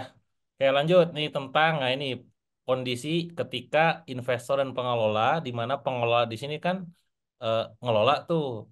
Nah gajinya gimana? Apakah pengelola itu digaji? Nah ini isu yang selalu dipertanyakan. Kan udah ngelola dan ada manajemen sendiri untuk running aktivitas harian. Nah, piye? Ya, jadi yang namanya pengelola itu nanti jadi bisnis owner. Karena gara-gara sirkah bercampur, maka kepemilikannya jadi milik bersama. Makanya kalau ada orang sirkah, pemodalnya bilang itu bisnis milik saya, boleh. Pengelolanya juga bilang itu bisnis milik saya, boleh. Karena memang milik mereka yang disatukan dengan akad sirkah. Makanya yang namanya pengelola itu masuk dalam kepemilikan bisnis, itulah kenapa dia jadi boleh minta bagi hasil dari keuntungan. Kenapa? Karena yang namanya keuntungan itu hanya haknya para pemilik bisnis. Nah, pengelola itu pemilik bisnis. Makanya dia boleh dapat keuntungan yang dibagi hasil. Nah, sekarang saya tanya, pemilik bisnis mana? Pemilik bisnis mana yang mengharapkan gaji atas bisnisnya? Nggak ada. Misalnya saya bilang, aku besok membuat warung bakso, biar aku dapat gaji. Apakah seperti itu niatannya? Enggak. Karena yang namanya bisnis owner yang dituju adalah untung. Maka yang namanya pengelola itu tidak digaji. Makanya Anda jangan jadi pengelola yang bermindset pegawai. Karena yang namanya gaji itu implikasi dari akad pegawai, ijaroh. Nah, tapi sekarang saya tanya, kalau Anda maunya, oh saya maunya gaji yang tetap aja lah. Oke, boleh nggak? Boleh, tapi Anda jadi pegawai. Nah, saya tanya, kalau Anda pegawai, Anda masuk dalam kepemilikan bisnis nggak? Enggak kan? Maka Anda nggak bisa minta bagi hasil kan? Nah, tinggal silahkan Anda mau jadi pengelola atau mau jadi pegawai. Nah, itu besok kalau di kelas itu saya tunjukkan apa perbedaannya pengelola dan pegawai. Ini mindsetnya itu suka banyak yang salah. Apalagi kalau Anda mengaplikasikannya dalam bentuk PT. Wah, itu udah fatal sekali. Karena PT itu, mohon maaf ya, sirkahnya batil. Nah, itu tidak bisa diaplikasikan sesuai syariah. Nah, berarti nggak dapat gaji. Makanya siap enggak. Nah, kalau nggak siap, ya jangan sirkah. Lebih baik, mohon maaf, Anda kerja dulu. Gitu loh. Pasti alasannya apa kok minta gaji? Yo, nanti anak istri saya makannya pakai apa? Begitu kan? Makanya perform, Iya boy. kan? Enggak, kan biasanya alasannya, "Loh, terus anak istri saya makan apa?" Sekarang saya tanya dulu. Anda punya anak sama istri, itu gara-gara akad apa? Akad Beda, nikah kan? beda akad ya. Nah, kenapa sirkanya yang suruh nanggung gitu Di loh? bawah-bawah ya. Sekarang saya tanya, Ada yang nikah kenapa di bawah di apakah situ Anda gitu. kalau nggak punya sirka, nah iya, apakah Anda kalau nggak punya sirka, terus Anda punya alasan ke istri sama anak Anda, maaf ya, nggak saya nafkahi, saya belum punya sirka. Apa bisa begitu? Enggak kan? Makanya kalau Anda siap menikahi, Anda harus siap menafkahi dengan apapun cara itu. Tapi tidak boleh ditanggungkan kepada urusan yang lain gitu loh, termasuk syirkahnya. Makanya mental mental pengelola di dalam syirkah itu harus mental pebisnis, bukan pegawai gitu loh ya. Ini mohon maaf ya, bukannya terus jadi pegawai itu jelek, enggak. Begitu kan? Tuh, setuju sih. Dan biasanya juga yang di lapangan ketemu tuh, tadi kalau bahasa kita tuh mungkin pas giliran masih rugi gitu ya, pas giliran belum cuan, belum belum profit, mentalnya pegawai nyari Pegawai aja. dapat gaji. Pas giliran udah cuan, profit tiba-tiba ratusan juta. Bagi hasilnya dong, oh, Hmm. malah lu. Nah itu kan nggak jelas dari awal Iya, maunya apa. Iya, ya terkadang mental itu akan berbicara gitu loh. Nah, makanya ya, kalau Anda atau ada di dalam sebuah sirkah, itu pengelola kok digaji, mohon maaf ya, kemungkinan besar dia akan ongkang-ongkang. Pas nanya sama admin keuangannya, gimana Mbak, sudah ada bagi hasil belum? Maaf Pak, belum untung Pak. Oh ya udah nggak apa-apa, saya masih ada gaji. Maka dia tidak akan berusaha keras bagaimana segera menghasilkan untung. Nah, kalau ternyata dia sirkah dan dia hanya akan mendapatkan bagi hasil, tidak digaji, pasti dia akan kerja keras untuk segera dapat untung karena dia nggak akan dapat apa-apa selain itu. Makanya bedakan antara utang sama modal gitu loh. Nah, ini settingannya utang tapi ngasih bagi hasil. Yo, riba aneh kalau kayak gitu. berbahaya. Iya, iya. Bener, bener. Emang jenis kelaminnya kudu jelas temennya, yang mana equity, mana modal, mana Ya, utang gitu kan, mana pegawai, mana hmm, pengelola gitu kan. Itu kan jenis kelamin tuh bahasnya tuh harus jelas gitu. Karena ujungnya bahas ini kalau apalagi kita muslim kan, pertanggungjawabannya bukan cuma masalah dunia ini gitu. Masalah akhirat gitu ya. Oke, teman-teman, coba saya mau nanya nih ke teman-teman. Coba sebutkan satu kata di kolom chat tentang materi Ustadz Firly barusan. Boleh share ke kita-kita kira-kira apa? Nampol kah, jelek kah, atau apa? Share di kolom chat apa satu kata yang menggambarkan materi kita malam ini ya. Daging ya, luar biasa. Oke, apalagi silakan di chat. Jos, Karaos, mantap. Wih, boleh di-share gitu ya. Dahsyat. Wih, alhamdulillah. tak mantul. Oke. Nah, ini ya teman-teman sekali lagi. Jadi materi webinar malam ini adalah rangkaian dari acara persiapan kita untuk melakukan yang namanya Sekolah Pengelola Syirkah di Yogyakarta nanti di bulan depan gitu ya. Di mana apa namanya acara tersebut pastinya goalnya adalah untuk bisa menyadarkan, membantu teman-teman semua tentang pemahaman tentang syirkah ini sendiri gitu ya, agar clear ya. Karena itu tadi ya banyak akhirnya pengelola yang tidak kompeten, nggak capable gitu kan untuk menjalankan bisnisnya. Masalah akad masih bingung, masalah case by case gitu kan. Nah makanya akhirnya kita adakan webinar malam ini gitu ya. Nah sesuai dengan judulnya, sebelum nanti akhirnya ada closing statement dari Ustadz Firly, saya juga mau sharing nih ke teman-teman gitu ya. Izin, Ustadz, saya coba sharing juga. Jadi, topik malam ini judulnya Ya, adalah niatnya untung malah buntung gitu ya. Pastinya tadi teman-teman udah banyak dapat manfaat dari apa yang Ustadz Firly sampaikan tentang ternyata syirkah tuh begitu gitu ya. Dan bagaimana ketika terjadi kerugian, siapa harus nanggung. Ternyata nggak saklek itu akhirnya si pemodal gitu kan. Tergantung case-nya juga. Bagaimana letak kesalahannya dan segala macamnya. Termasuk hal-hal penting lainnya.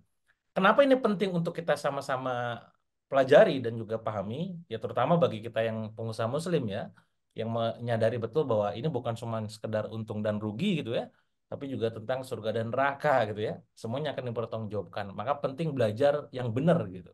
Nah, saya sekarang mau sharing pengalaman ke teman-teman gitu ya.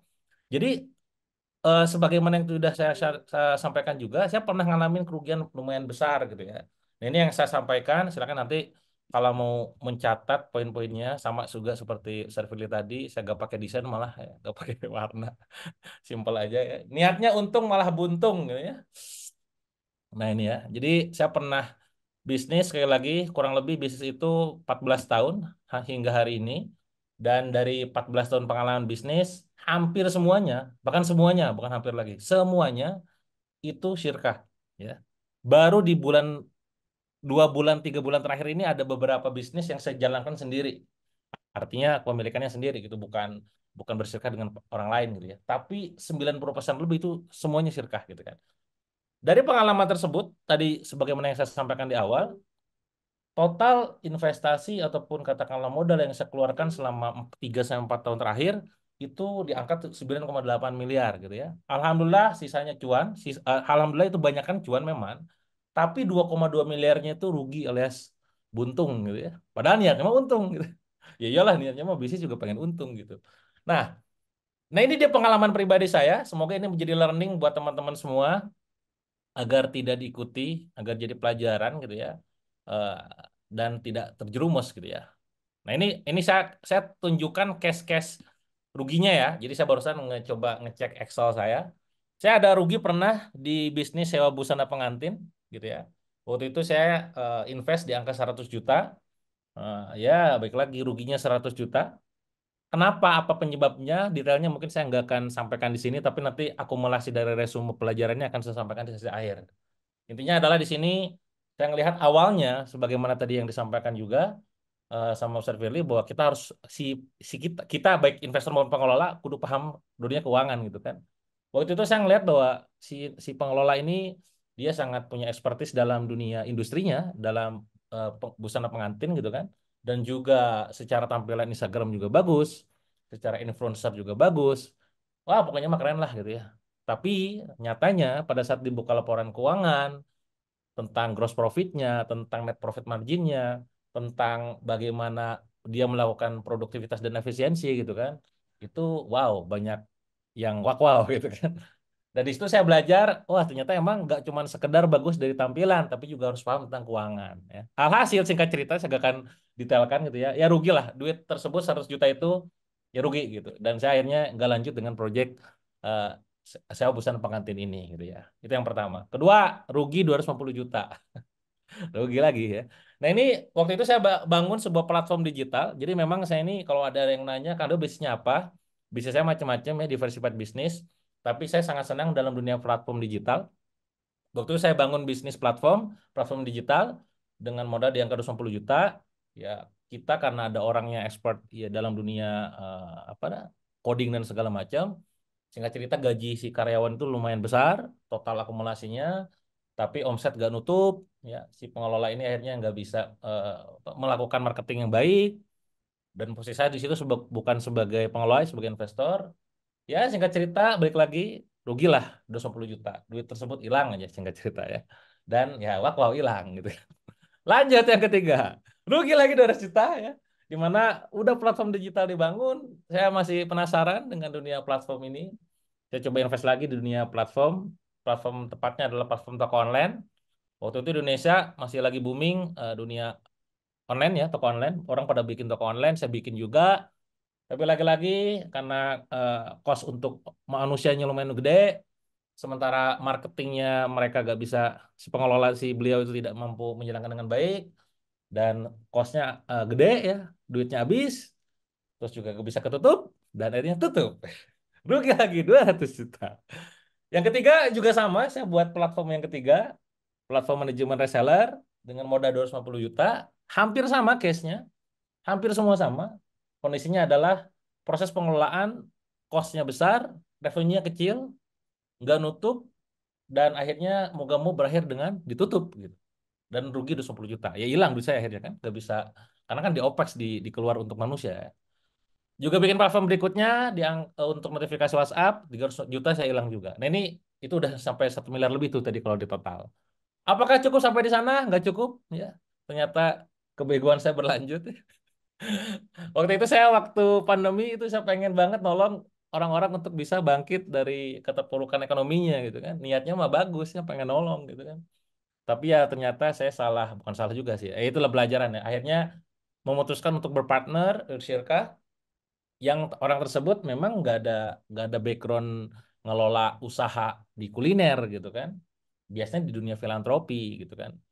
Akhirnya apa yang terjadi? Ya bisnis tersebut saya invest di angka 550 juta, sisanya tinggal sisa gerobak. Ya, gerobak itu kalau diuangkan ya agak nyampe berapa.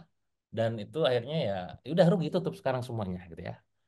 Nah, ini ada yang nanya Kang kacang telur gimana sekarang? Alhamdulillah masih jalan kalau itu, masih profit ya. Lanjut, saya pernah bikin film investasi di angka 125 juta. Film tersebut apa namanya? Alhamdulillah waktu itu ada, bukan ada ya, lumayan lah yang nonton gitu kan. Tapi ya makin ke sini dia golangkan lagi, diputarkan lagi sama si pengelola dan uangnya entah kemana. Nah ini yang kadang tadi ya teman-teman bilang gak boleh pakai perasaan, orangnya nggak ada kabar dan uang tersebut dibawa kabur dan entah Gimana pertanggungjawabannya? Rugi 125 juta. Saya pernah bikin bisnis juga event organizer online, ya rugi 150 juta dan akhirnya ya tadi sisa hanya sekedar akun-akun digital saja, sosmed, akun sosmed dan segala macam. Saya pernah juga main di kuliner, rugi 150 juta di ikan bakar. Nah, kerugian-kerugian ini teman-teman bahkan berlanjut untuk project form order 20 juta, rugi lagi herbal saya pernah juga garap 30 juta gitu kan. Berkali-kali dan berulang-ulang. Ini kan kalau orang bilang mah sukses berpola, gagal berpola gitu kan. Total kerugian saya 2,2 miliar barusannya kalau dihitung kalau teman-teman jeli ya. 2,2 miliar dan itu bikin ya nggak mewek sih ya, maksudnya kayak oh minimal belajar lah gitu ya. Nah, antara bolos antara polos dan bego memang. Nah, ini yang teman-teman gak usah alamin lah ya. Cukup pelajaran dari apa yang saya alami gitu ya. Dan saya nanti juga di Jogja insya Allah tanggal apa di pada saat nanti acara spasi akan banyak lebih terbuka ya karena kalau udah ketemu kan enak ya ngobrolnya. Terbuka apa sih yang terjadi, persisnya seperti apa, learningnya gimana gitu kan. Itu saya akan buka ke teman-teman. Termasuk juga bisnis apa yang kemarin akhirnya rugi dan segala macamnya. Itu di tanggal 14 sampai 16 apa namanya Mei gitu ya. Nah, apa pelajarannya sebenarnya? Nah, pelajaran yang banyak aslinya. Banyak banget ya. Nah, sebelum nanti saya akan share banyak di sesi khusus di Spasi gitu ya. Tentu saya pun pengen memberikan pelajaran juga untuk teman-teman yang hadir malam ini menghargai kurang lebih 200 orang lebih nih ya yang hadir gitu ya. Karena setahu saya Spasi itu pesertanya dibatasi maksimal 40 sampai 50 orang gitu ya. Jadi buat teman-teman semua yang nanti tanggal 14 sampai 16 Mei kosong. Nah, ini saya tulis di kolom chat ya, 14 sampai 6 14 sampai 16 Mei 2024. Monggo diagendakan datang ke Yogyakarta ikutan spasi bareng Ustadz Fili dan kawan-kawan pembicara lainnya gitu ya, guru-guru kita yang lain. Nah, apa akan dipelajari di sana nanti akan saya sampaikan di sesi akhir. Tapi pelajaran di malam ini saya mengapresiasi teman-teman yang hadir malam ini dan pengen belajar gitu ya. Nanti akan saya share juga linknya di kolom chat. Silakan simak aja dulu untuk pembelajarannya malam ini gitu ya. Satu, kudu jelas akadnya. Sekali lagi, ini adalah bagian terpenting dalam melakukan sebuah syirkah. Nah, tentu ada penjelasan dong. Akadnya itu gimana, yang kejelasan akad itu yang gimana. Nanti di dalam syirkah itu ada berbagai model syirkah ya. Nanti Ustaz Fili akan sampaikan di sesinya di pada saat spasi. Ada syirkah abdan, ada inan, mudorobah, wujuh, musyarakah, dan macam-macam lah gitu ya. Nah itu gimana gitu. Ada kalanya ini kondisi saya misalkan waktu itu diposisikan sebagai investor, ya investor nih, saya invest nih 500 juta nih, saya invest nih 350 juta nih kayak tadi kan. Pada saat berjalan, tiba-tiba saya banyak tuntutan dari pengelola, Kang, posting dong, ya, karena mungkin beliau melihat saya sebagai seorang influencer juga. Kang, bisa gak meeting? Kang, bisa gak lihat ini? Kang, bisa tolong gak loh? Ntar, akadnya gimana nih? Gue perasaan investor deh, kok kenapa jadi ada tuntutan syuting, posting, dan meeting gitu. Nah, jadi gak clear gitu kan. Termasuk juga akad ketika inan. Inan itu nanti teman-teman akan belajar ketika posisi ngelola plus nginvest gitu. Nah, ini ngelolanya tuh di bagian mana gitu. Itu kudu clear. Nah, nanti detailnya mah di spasinya ya. Saya ininya poin-poin highlightnya aja ya. Ininya kudu jelas akadnya. Kedua, jangan sampai salah niat. Jadi kalau teman-teman bersyirkah, niatnya pastikan memang pengen bisnis itu profit. Kang, ya iya tuh pengen iya, karena emang ada yang niatnya nggak profit, ada niatnya karena cuma sekedar pengen nolong kayak tadi saya itu ya. Ya bagus dong, ya bagus. Cuman masalahnya kalau nolong berarti kan beda akad gitu ya. Kita tolong menolong gitu kan. Bukan bukan bersyirkah, bukan dapetin profit gitu kan. Termasuk juga nanti ke niatnya tuh dari segi tadi gitu kan, dari segi akad niatnya tuh kalau bicara masalah itu kayak tadi Ustaz Firly bilang ngasih hibah gitu ya, ngasih pinjaman atau equity itu udah clear. Pokoknya niatnya kudu benar-benar dipastikan kalau kita bisnis niatnya profit gitu kan. Nah, itu kudu clear ya. Nah, tapi nanti gimana cara profitnya itu kan ada hitung-hitungannya. Nah, itu detailnya nanti saya akan sharingkan juga di sesi spasi ya. Tiga, jangan ditinggal gitu aja. Jadi buat teman-teman pengelola, ingat ya, pengelola tadi yang Ustaz Firdy bilang, ya ngelola, bukan bukan duitnya, berarti kan tenaga waktunya gitu. Ketika Anda sebagai pengelola tapi tidak meluangkan waktu, tenaga dan pikiran untuk bisnis tersebut, maka jangan ngarep autopilot gitu kan. Anda ini gimana? Anda berarti gak kerja, bahasa gak ngelola dengan baik. Makanya kenapa ya jadi boncos, jadi rugi. Karena ditinggal. Jangan sampai Anda apa namanya ngelola tapi jarang jarang koordinasi sama tim, jarang meeting, jarang mentoring, jarang monitoring, ditinggal aja gitu. Ya wajar tuh bisa tuh rugi gitu. Bayang ya, nanti detail-detailnya nanti juga saya sampaikan di sesi spasi. Empat, invest ke orang yang tepat. Nah, buat Anda yang pengelola sekarang nih ya, banyak juga yang nge-DM saya. Saya kalau udah buka link form Sirkah, teman-teman itu lebih dari 300 orang bisa nyaut ya. Yang pengen diinvest proyek puluhan juta, ratusan juta, bahkan miliaran. Tapi tadi yang kata Ustaz Firly bilang, kita harus melakukan yang namanya due diligence kalau istilah dalam bisnis itu dari segi feasibility study gitu ya, studi kelayakan, bener nggak nih ngelolanya gitu ya. Dari mulai orangnya, bisnis modelnya, keuangannya, proyeksinya gitu. Karena kalau nggak bener, udah, wes kaca wakwau gitu, buntung gitu ya. Lima, pengelola kudu fokus dan serius. Ya, artinya apa? Ya tadi menuangkan waktu, pikiran dan hati dan juga tenaga dan ide-idenya di situ. Karena ngelola. Ingat, ente gak ada gaji, ngelola, weh. Makanya kudu profit. Kalau pengen hidup tadi yang alasan buat keluarga itu ya, makanya profit dong gitu. Kan ya kita kan udah capek lah, kan gue juga udah keluar duit gitu. Ya kan kita sama-sama. Kalau investor mah yang keluarnya duit gitu kan, kalau pengelola yang keluar waktu, tenaga, energi gitu, dan pikiran kan. Jadi ya supaya bisa profit maka fokus dan serius. 6, kudu paham dashboard keuangan tadi ingat. Jangan sampai Anda hanya sekedar bahasa perasaan ya. Anda kudu tahu yang namanya P&L, laba rugi, kudu paham yang namanya balance sheet, neraca, kudu paham yang namanya cash flow. Ketika duit habis, ketika duit mandek itu gimana strategi cash flow-nya dari investing kah, operating kah, financing kah. Nah, itu kudu clear. Kalau bingung, nah sudah siap-siap saja nanti ya Anda bakal jadi eh, kerugian nanti di ujungnya ya. 7, harus jaga eksekusi. Ya, ini juga ada case di perusahaan saya, Sirkah di yang sebelumnya. Ketika kita melakukan Sirkah Inan, tepatnya nginvest dan juga ngelola, si ngelola ini, si pengelolanya kita-kita ini, 2 orang, 3 orang, 4 orang ini, cuman strategi semua. Gak ada yang eksekusi, ya modar gitu kan. Ini gimana caranya eksekusinya, cuma strateginya doang yang jago gitu. Maka daily operation itu kudu ada ya eksekusinya. 8, siap dengan segala risiko dan konsekuensi. Karena bagaimanapun juga tadi ya ada implikasinya. Ya tadi kalau memang gak suka ya udah dari awal bilang gitu kan. Kalau memang ada apa-apa ngomong ya. Jangan pakai bahasa perasaan. Aduh gak enak saya. Awalnya iya kudu clear ini kita bisnis ya. Sekali lagi ini kita bisnis ya. 9, jujur dan amanah. Ini dua-duanya ya. Baik pengelola maupun investor ya, termasuk juga apalagi pengelola gitu kan. Data-data yang disajikan ke investor jangan bohong ya. Ketika dikontak jangan ngilang ya. Ini kudu clear gitu kan. Anda setara, kita semua setara, dan posisikan investor bukan atasan, tapi memang partner gitu kan, kan berserikat bareng gitu. Tapi tadi Andanya kudu transparan dari awal, jujur dan amanah dengan dana yang digunakan dan dilaporkan. Dan 10, nah ini terakhir pastinya, menguasai fikih muamalah. Kenapa saya bilang menguasai fikih muamalah? Minimal tentang dunia syirkahnya deh ya. Fikih muamalah kan banyak, terlalu luas ya. Karena tadi semuanya akan dipertanggungjawabkan di akhirat. Kita ini Muslim, saya nggak tahu nih teman-teman punya prinsip yang sama dengan saya nggak ya. Saya punya prinsip bahwa bisnis itu bukan soal tentang untung dan rugi saja, tapi juga surga dan neraka semuanya akan dihisab di akhirat kelak gitu kan. Nah kalau begitu sama prinsipnya, ya tadi perlu benar-benar memahami esensi dan juga apa namanya seharusnya seperti apa gitu.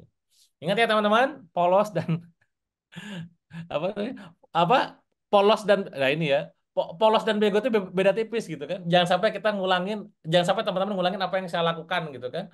Melakukan kesalahan berulang gitu. Nah maka sekali lagi, maka saya menawarkan teman-teman semua ini silakan nanti diperhatikan baik-baik. Saya izin share link ya di kolom chat ya, boleh diklik linknya di kolom chat. Ini saya akan sampaikan informasinya mungkin ya, sebelum saya masuk ke halamannya saya akan sampaikan dulu informasinya. Akan ada penawaran yang menarik yang bisa teman-teman ikuti di sini. Buat teman-teman yang pengen belajar tentang dunia syirkah lebih mendalam gitu ya. Taruh mana lagi slide-nya ini dia. Oke, sorry. Oke, oke. Oke, teman-teman semua di sini yang hadir gitu ya. Misalkan ya, ini kalau misalkan nanti di bulan depan kita adakan kelas Spasi ini ataupun sekolah pengelola syirkah gitu ya, di tanggal 14 sampai 16 Mei, teman-teman jadwalnya kosong nggak? Coba dicek dulu di kalender masing-masing. Jadwalnya kosong atau enggak? Karena biasanya beberapa orang mungkin, saya udah ada agenda gitu ya. Tapi beberapa orang di antaranya juga yang memang dia kosong, ya boleh diagendakan gitu ya. Kalau kosong nih siap-siap ya. Kalau kosong ya, boleh disimak. Saya akan sampaikan gambarannya, gambarannya untuk nanti. Nah, ini, saya kelihatan nggak? Coba boleh di-share di kolom chat teman-teman. Slide saya kelihatan nggak? Spicy Exclusive Workshop. Chat di Kelihatan. kolom chat. Masuk, masuk. Jelas, kelihatan ya. Aman ya. Oke, nih. Nah, teman-teman ya. Jadi jelas ya. Oke, siap. Nah, Spasi ini adalah sebuah kelas workshop yang diadakan oleh Ustadz Fili dan tim gitu ya. Jadi saya sekali lagi, saya posisinya di sini adalah bintang tamu gitu ya, guest star yang diundang untuk sharing pengalaman ya. Sharing pengalaman apa? Karena tadi 14 tahun pengusaha, posisinya di sana ada sebagai pengelola maupun sebagai investor gitu ya. Nah, latar belakangnya apa? Nah, ini ya. Banyak pebisnis yang butuh modal tapi ketika berhadapan dengan investor tidak siap. Nah, ini nih mempersiapkan kapasitas, kompetensi, capability untuk diinvest gitu ya, sehingga nanti ujung-ujungnya tuh ya perform, profit, ya profit perform. Level satu kan si profitnya tuh bisa menghidupi perusahaannya sendiri ya, dalam arti Anda gak rugi gitu kan. Level 2 kalau bahasa saya tuh profitnya lumayan lah gitu ya. Level 3 profitnya besar atau perform gitu. Nah, ini ya, visinya tuh mencetak para pengelola yang firqa yang amanah, kompeten dan profesional. Misinya adalah mengedukasi syirkah yang sesuai dengan syariah ke masyarakat luas, mengedukasi syirkah sebagai solusi permodalan tanpa utang ribawi. Ingat ini solusi ya, artinya ada jalan keluar gitu ya. Jangan sampai malah jadi masalah lagi, makanya kudu belajar gitu kan. Membantu para pengelola syirkah menjadi amanah, kompeten dan profesional, memperbanyak kerjasama syirkah untuk memperkuat ekonomi umat, membangun ekonomi pasar, membangun ekosistem pasar ekonomi syariah gitu ya. Ini ya, pematerinya siapa aja? Ada Ustadz Dwi Condro, guru saya juga. Ada Ustadz Firly, ya, guru kita bersama. Ada Mas Pramudi Ringga, ya. Ada Pak El Chandra, dan saya sebagai bintang tamu di situ. Ya, materinya apa tentang syirkah itu sendiri? Visibility study tentang keuangan, tentang kepegawaian, tentang laporan keuangan, tentang sistemasi bisnis, dan tentang mindset bisnis pastinya. Termasuk juga apa yang saya bagikan nanti akan banyak bicara tentang pola-pola gitu ya.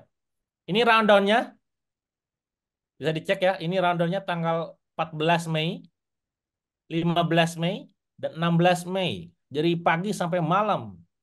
Dan khusus di hari Rabu malamnya, nah itu saya sesi malam ya, jam 8 sampai jam 10 malam, insya Allah bareng saya nanti di hari kedua gitu ya. Nah ini jadwalnya bisa dicek sendiri lah, di screenshot boleh tuh. Venue-nya di mana? Di Yogyakarta. Jadi Anda bisa sambil main nanti di sana tuh ya. Monggo, ajar ya. Benefitnya apa yang didapatkan selain pastinya ilmu, pemahaman, pemikiran, pengalaman, wawasan dan lain-lain. Nah, ini ada benefit tambahan ya, total benefit hingga 2 juta, free konsultasi ya dengan tim Bisyaro pastinya selama 1 jam untuk 10 pendaftar pertama. Nah, ini ya siap-siap ya Anda rebutan kalau Anda seriusan. Kalau free kuliah bisnis syariah base 6, 12 pertemuan 6 bulan, wah gokil.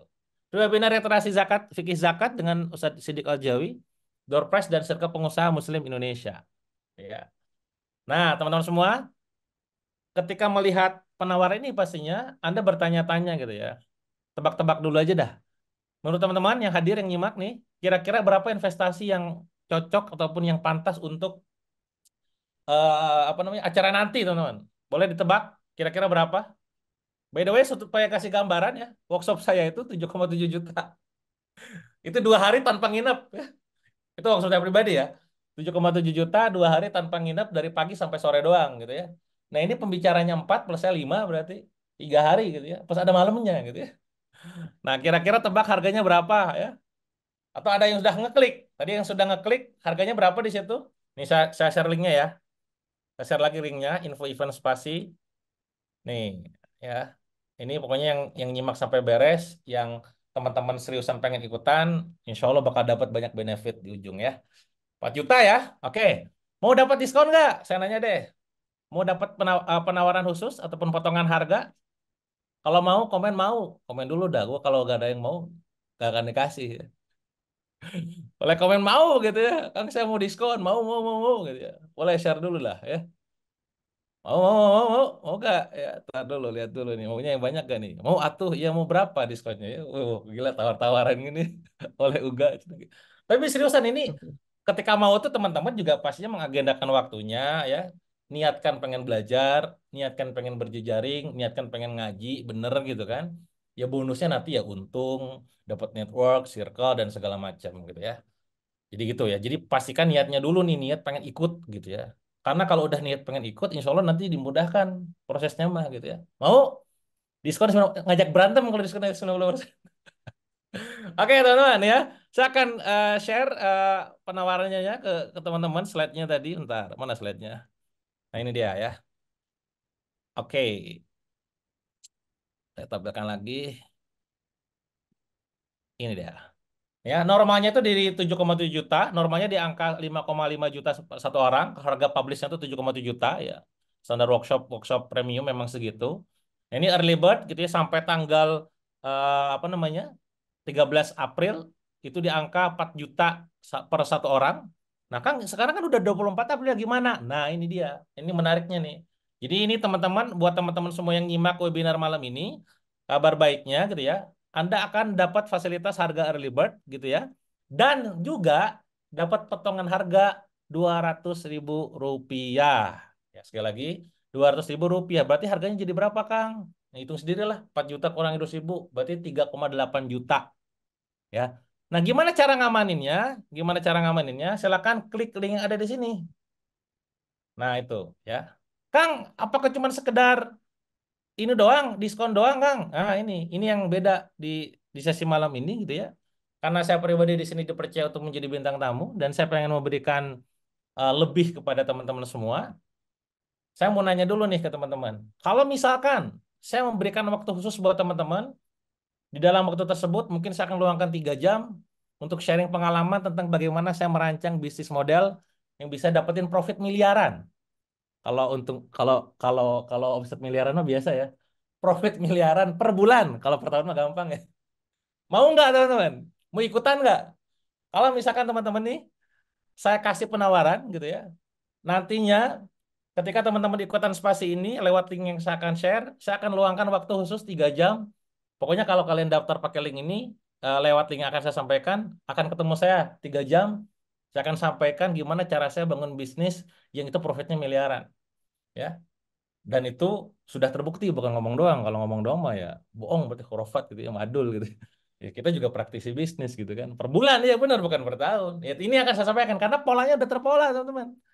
Sekali lagi saya punya 43 brand. Beberapa brand itu sudah mencapai profit di angka miliaran.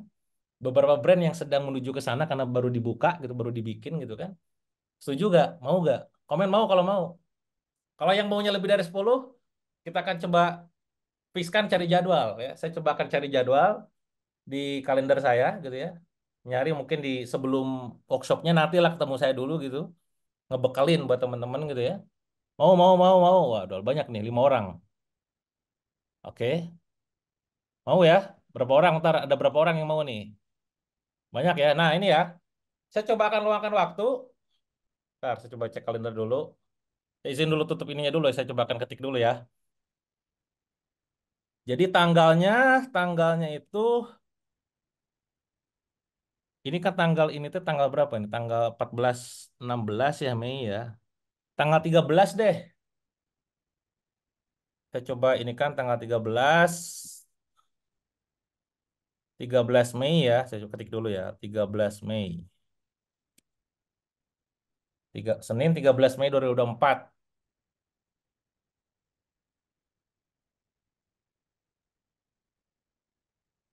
Oke. Oke. Ini ya teman-teman ya. Jadi kita akan mulai kelasnya sebelum kelas justru. Saya gak mau jadi hutang gitu ya. Saya gak mau jadi ada beban ke teman-teman. Jadi nanti sebelum teman-teman datang ke Jogja, saya setting jadwal saya karena di setelahnya saya ada jadwal, jadi lumayan padat. Tanggal 13-nya ya. Nah ini ya, bonus istimewa buat teman-teman yang serius. Free eksklusif webinar 3 jam bareng saya. Rancangan bisnis model miliaran. Sekali lagi, ini judul webinar nanti selama 3 jam, ya. Soalnya nanti akan desainkan topiknya supaya teman-teman bisa tereksekusi juga dengan baik. Rahasia bangun bisnis profit miliaran tiap bulan, ya. Profit berapa miliaran itu ya? 1 M, 2 M, 3 M ya. Macam-macam ya. Nanti pokoknya dijabarkan di situ lah. Kita buka-bukaan dashboard ya.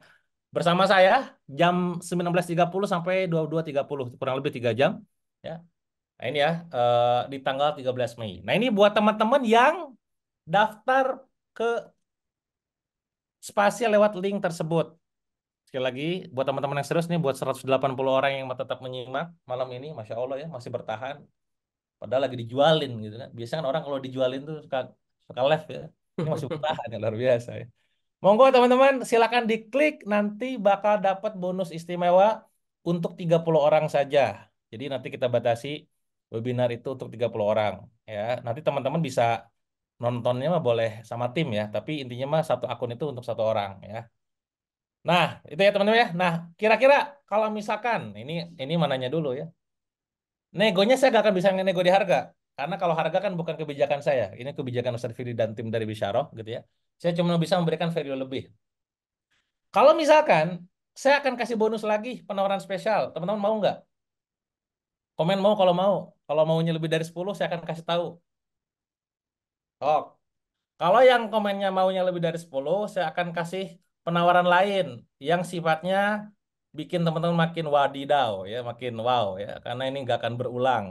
Saya tadi sebelum webinar sudah nge, eh, ngebikin benefitnya, list benefitnya. Insya Allah ini nggak akan menyesal ya. Apa tuh Kang? Ntar nunggu yang lain dulu. Masih berapa orang nih? Satu, dua, tiga. Nunggu 10. Udah ini nunggu 10 ya. Oke, nih. Saya akan kasih tahu Anda ya. Jadi ini siap-siap ya. Ini siap-siap Anda ngeklik link ini dan cepet-cepetan ya. Siap-siap ngeklik link itu cepet-cepetan ya. Apa penawaran dari saya teman-teman semua? Ini saya buka aja dapur. Ini jarang saya bagikan seperti ini. Penawarannya adalah ini dia. Nah, special offer dari saya adalah saya akan berikan kepada teman-teman 49 amazing personal branding checklist. Apa itu, Kang? Nanti saya akan buka dapurnya. Saya akan pertontonkan ke teman-teman. Ininya adalah kalau Anda pengen bangun personal brand dan bingung cara bangunnya gimana, saya sudah punya checklist 49 biji yang saya punya keyakinan sangat kuat ketika teman-teman itu lakukan, teman-teman personal brand ini bakal terbangun. Dari mana? Karena dulu saya pernah bikin modul namanya Amazing Personal Branding dengan harga 5,7 juta. Dengan harga lipat 4,7 juta workshopnya. Itu akan saya kasih free, cuma-cuma, senilai 4,7 juta. Kedua, kalau teman-teman tahu, saya di Billionaire Course punya kelas namanya Product Launch Dynamite. Itu harganya 5,7 juta, harga publishnya 7,7. Harga libatnya 45,7. Saya akan kasih checklistnya 124 checklist. Jadi kalau nanti Anda bangun bisnis nih udah bersirkah, mau launching produk supaya rame, pakai panduan itu. Insya Allah meledak. Testimoninya udah terlalu banyak. Ya, ada yang nyampe puluhan miliar, ada yang nyampe ratusan ribu pieces. Pokoknya tinggal dipolain lah. Jadi Anda gak usah ikutan workshop saya, tapi dengan bocoran-bocoran ini sudah bisa dapat prakteknya gitu. Tiga, saya punya Extreme Leadership Workshop, modulnya 306 slide saya akan bagikan ke teman-teman. Silakan di copy aja. Kalau Anda pengen jadi leader yang bisa tembus di atas rata-rata, yang bisa ciptakan leader di atas rata-rata juga. Saya by the way dengan 43 brand artinya ada 43 leader teman-teman. Leader itu berarti ya CEO ya. Ada yang itu adalah partner kita sebagai pengelola ataupun yang mereka itu ditunjuk untuk sebagai pegawai gitu. Nah itu kopas aja lah, silakan ilmu magas aja ya. Keempat, saya punya modul namanya Social Domination. Kalau Anda aktif di Facebook, di Instagram, di TikTok, di YouTube, bingung gimana ngembangin semua channel itu, saya punya 420 slide. Kopi aja, silahkan. Dikasih free, gratis, senilai 5,7 juta. Saya pun punya eh, file Excel yang isinya adalah strategi-strategi praktis, taktikal yang bisa Anda kopas untuk marketing leverage. Itu harganya 90.000, kopas. Kalau Anda bingung juga bikin konten, saya punya 40 ide kreatif konten, yang insya Allah kalau Anda menguasai itu, Anda nggak akan kebingungan lagi bikin konten, mau nggak ambil. Saya punya Steam Growth Hacking, workshopnya, ya. Mind map-nya udah saya bikinin, Anda tinggal kopas. Ya, jadi gak usah ke Bandung ikutan workshop saya, pakai aja mind map-nya. Saya punya Supersonic Copywriting, copy ambil mind map-nya. Ya. Dan saya punya mind map positioning, yang itu detail banget, Anda bingung bangun positioning, ambil. Dan saya punya contekan sales taktik, yang itu bisa memudahkan teman-teman untuk praktek. Silakan ambil. Nah, itu contohnya bentuknya gimana, Kang? Nih saya akan tunjukkan ya. Jadi saya udah menyiapkan folder khusus. Nih foldernya nih, saya buka deh. Nih, kelihatan nggak? Nih ya, contoh misalkan nih produk launch dynamic checklist. Nih, checklistnya nih, tuh. Wah, tinggal dipakai. Ini checklist PLD. Ini checklist Amazing Personal Branding. Ya, saya buka lagi. Ini mind map Supersonic Copywriting. Ntar, buka dulu.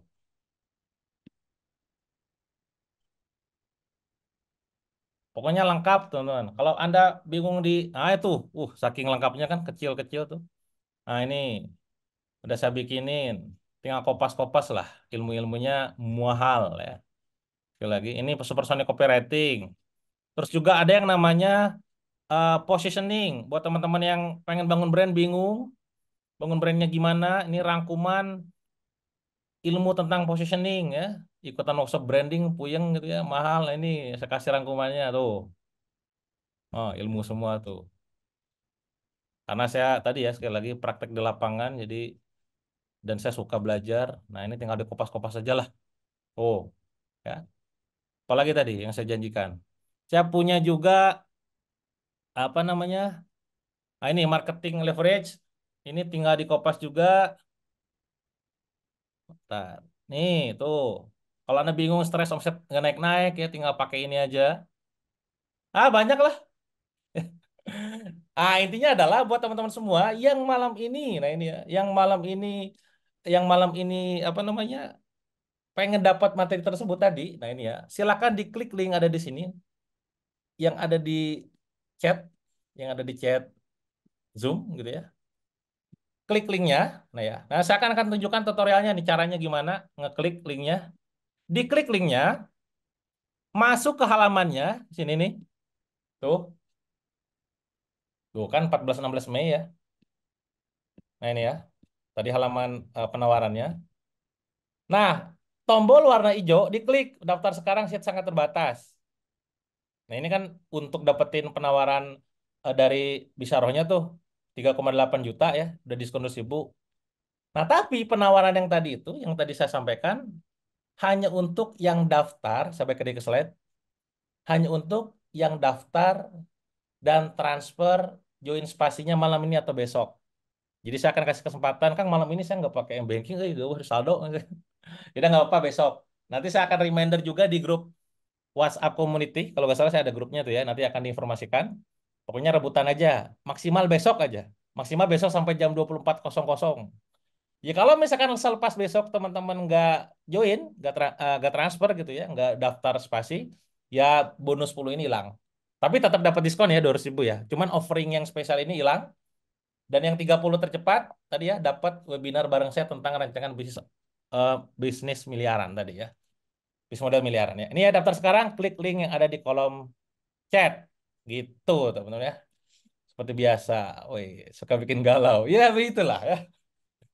Saya muter Kang linknya. Ini biasanya itu karena ini apa hostingnya. Saya tuh gak tahu tsunami traffic mungkin ya. Monggo diklik aja di save dulu linknya. Ini sekali lagi. Kita akan kasih waktu kesempatan 24 jam. Jadi besok teman-teman kalaupun malam ini nggak keburu nanti sebelum tidur pengen transfer misalkan mengamanin 30 tercepat ya gak apa-apa besok. Ingat ya, agenda spasinya, spicy lagi, spasinya gitu ya. 14-16 Mei. Mau catat ya. Yogyakarta, gaskeun, jadwalin ya. Nah, nanti teman-teman, sekali lagi yang 30 tercepat dapat webinar bareng saya plus yang besok transfer maksimal dapat bonus-bonus tadi segambreng ya. Insya Allah nggak akan ada ruginya. Ilmu ngajinya dapat, sirkanya, ilmu marketingnya dapat, ya, tadi tentang sosmed, supersonic, product launching, leadership. Saya jarang-jarang bikin offering crazy offer kayak begitu, teman. Moga dimanfaatkan aja ya. Oke, teman-teman, itu ya untuk webinar malam ini. Gak kerasa udah 21.45. Mungkin sebelum kita akhiri, saya akan panggil kembali Sir Firly untuk closing statement nih. Kira-kira apa closing statementnya untuk sesi kita malam ini? Dan kalaupun misalkan teman-teman yang sekiranya nanti gak ada waktu tuh mungkin belum ada rezekinya ketemu, apa pesannya? Kalau memang pengen ketemu, pengen belajar, apa pesannya? Monggo, pesan. Siap. Jadi sebenarnya saya setuju sekali dengan penyampaian dari Kang Dewa tadi mengenai bisnis ini bukan hanya mengenai untung ruginya saja, tapi urusannya surga ah, neraka gitu. Nah, makanya seharusnya kalau kita jadi pengusaha muslim itu harusnya karena kita berakidah Islam, harusnya menjalankan bisnis itu harus sesuai dengan syariat Islam gitu loh. Nah, pertanyaannya apakah Anda sudah melakukannya atau belum gitu. Dan kalau memang Anda ingin bisnisnya sesuai syariat, itu nggak mungkin kalau nggak ngaji, nggak mungkin kalau nggak belajar itu nggak mungkin gitu loh. Waktu kecil itu kita nggak paham satu tambah satu itu sama dengan dua. Kenapa kok jadi paham? Karena kita datang ke majelisnya, belajar. Nah, termasuk kalau Anda ingin bisnis Anda berkah, maka nggak mungkin bisnisnya nggak sesuai syariah. Nggak mungkin ketemu berapa pirang perkara kalau kata orang Jawa ya. Kok bisnisnya nggak sesuai syariah, mintanya berkah gitu loh. Nggak mungkin. Berarti kan kepingin kan berkah, berarti harus sesuai syariah. Nah, Anda tahu dari mana bisnis Anda itu sudah sesuai syariah atau belum? Pasti harusnya dari belajar. Nah, ternyata Anda belum belajar, ya maka nggak sinkron. Keberkahan yang Anda inginkan dengan tidak belajarnya Anda itu nggak sinkron. Terutama mengenai fikih muamalahnya. Karena itu hubungan, jadi bisnis syariah itu tetap mempelajarinya dua ilmu. Satu mengenai ilmu syariah, satu mengenai ilmu bisnis. Kenapa? Karena ilmu syariah itu mengenai halal haram, ilmu bisnis ini mengenai untung rugi. Nah, jangan sampai nggak belajar dua-duanya, udah rugi, haram lagi. Walah, mau ngapain? Nah, harusnya mempelajari dua-duanya. Nah, maka luangkan waktu Anda. Datangi kajian-kajian itu. Nah, nggak harus dengan bisyarah dan nggak mungkin juga nggak harus sama Kang Dewa, tapi datangi. Nah, tapi alhamdulillah juga besok Mei ada agenda ini, spasi itu. Nah, silahkan, bahkan sudah bertubi-tubi tadi penawaran benefit-benefit yang diberikan oleh Kang Dewa. Tadi itu saya mau nulis di kolom chat itu waktu Kang Dewa nawarin itu mau nulis ampun Bang, ampun. Saking terlalu banyaknya benefit yang diberikan oleh Kang Dewa kan. Nah, silahkan pergunakan momen ini ya karena yang spasi batch yang sebelumnya itu tidak sebanyak penawaran yang diberikan oleh Kang Dewa ini gitu loh. Nah, momen ini silahkan digunakan ya. Nah, nanti tinggal diklik linknya, nah ditindaklanjuti. Begitu, tetap semangat ya. Insya Allah kalau kita termotivasi, kita akan mencari jalan untuk mencapai hal tersebut. Begitu dari saya, matur nuwun, afwan minkum, akhir kalam. Assalamualaikum warahmatullahi wabarakatuh. Saya kembalikan kepada Waalaikumsalam Kang Dewa. warahmatullahi wabarakatuh. Waalaikumsalam warahmatullahi wabarakatuh. Begitu ya teman-teman semua, jangan sampai udah mah bisnisnya rugi, ternyata berujung pada di akhiratnya nanti jadi pertanggungjawabannya besar juga karena kita menjalankan bisnis tidak sesuai dengan syariatnya gitu. Maka sekali lagi penting buat kita meniatkan diri untuk belajar ya. Belajar ini artinya kita menyempatkan waktu ya, membudgetkan juga, meluangkan waktu gitu ya.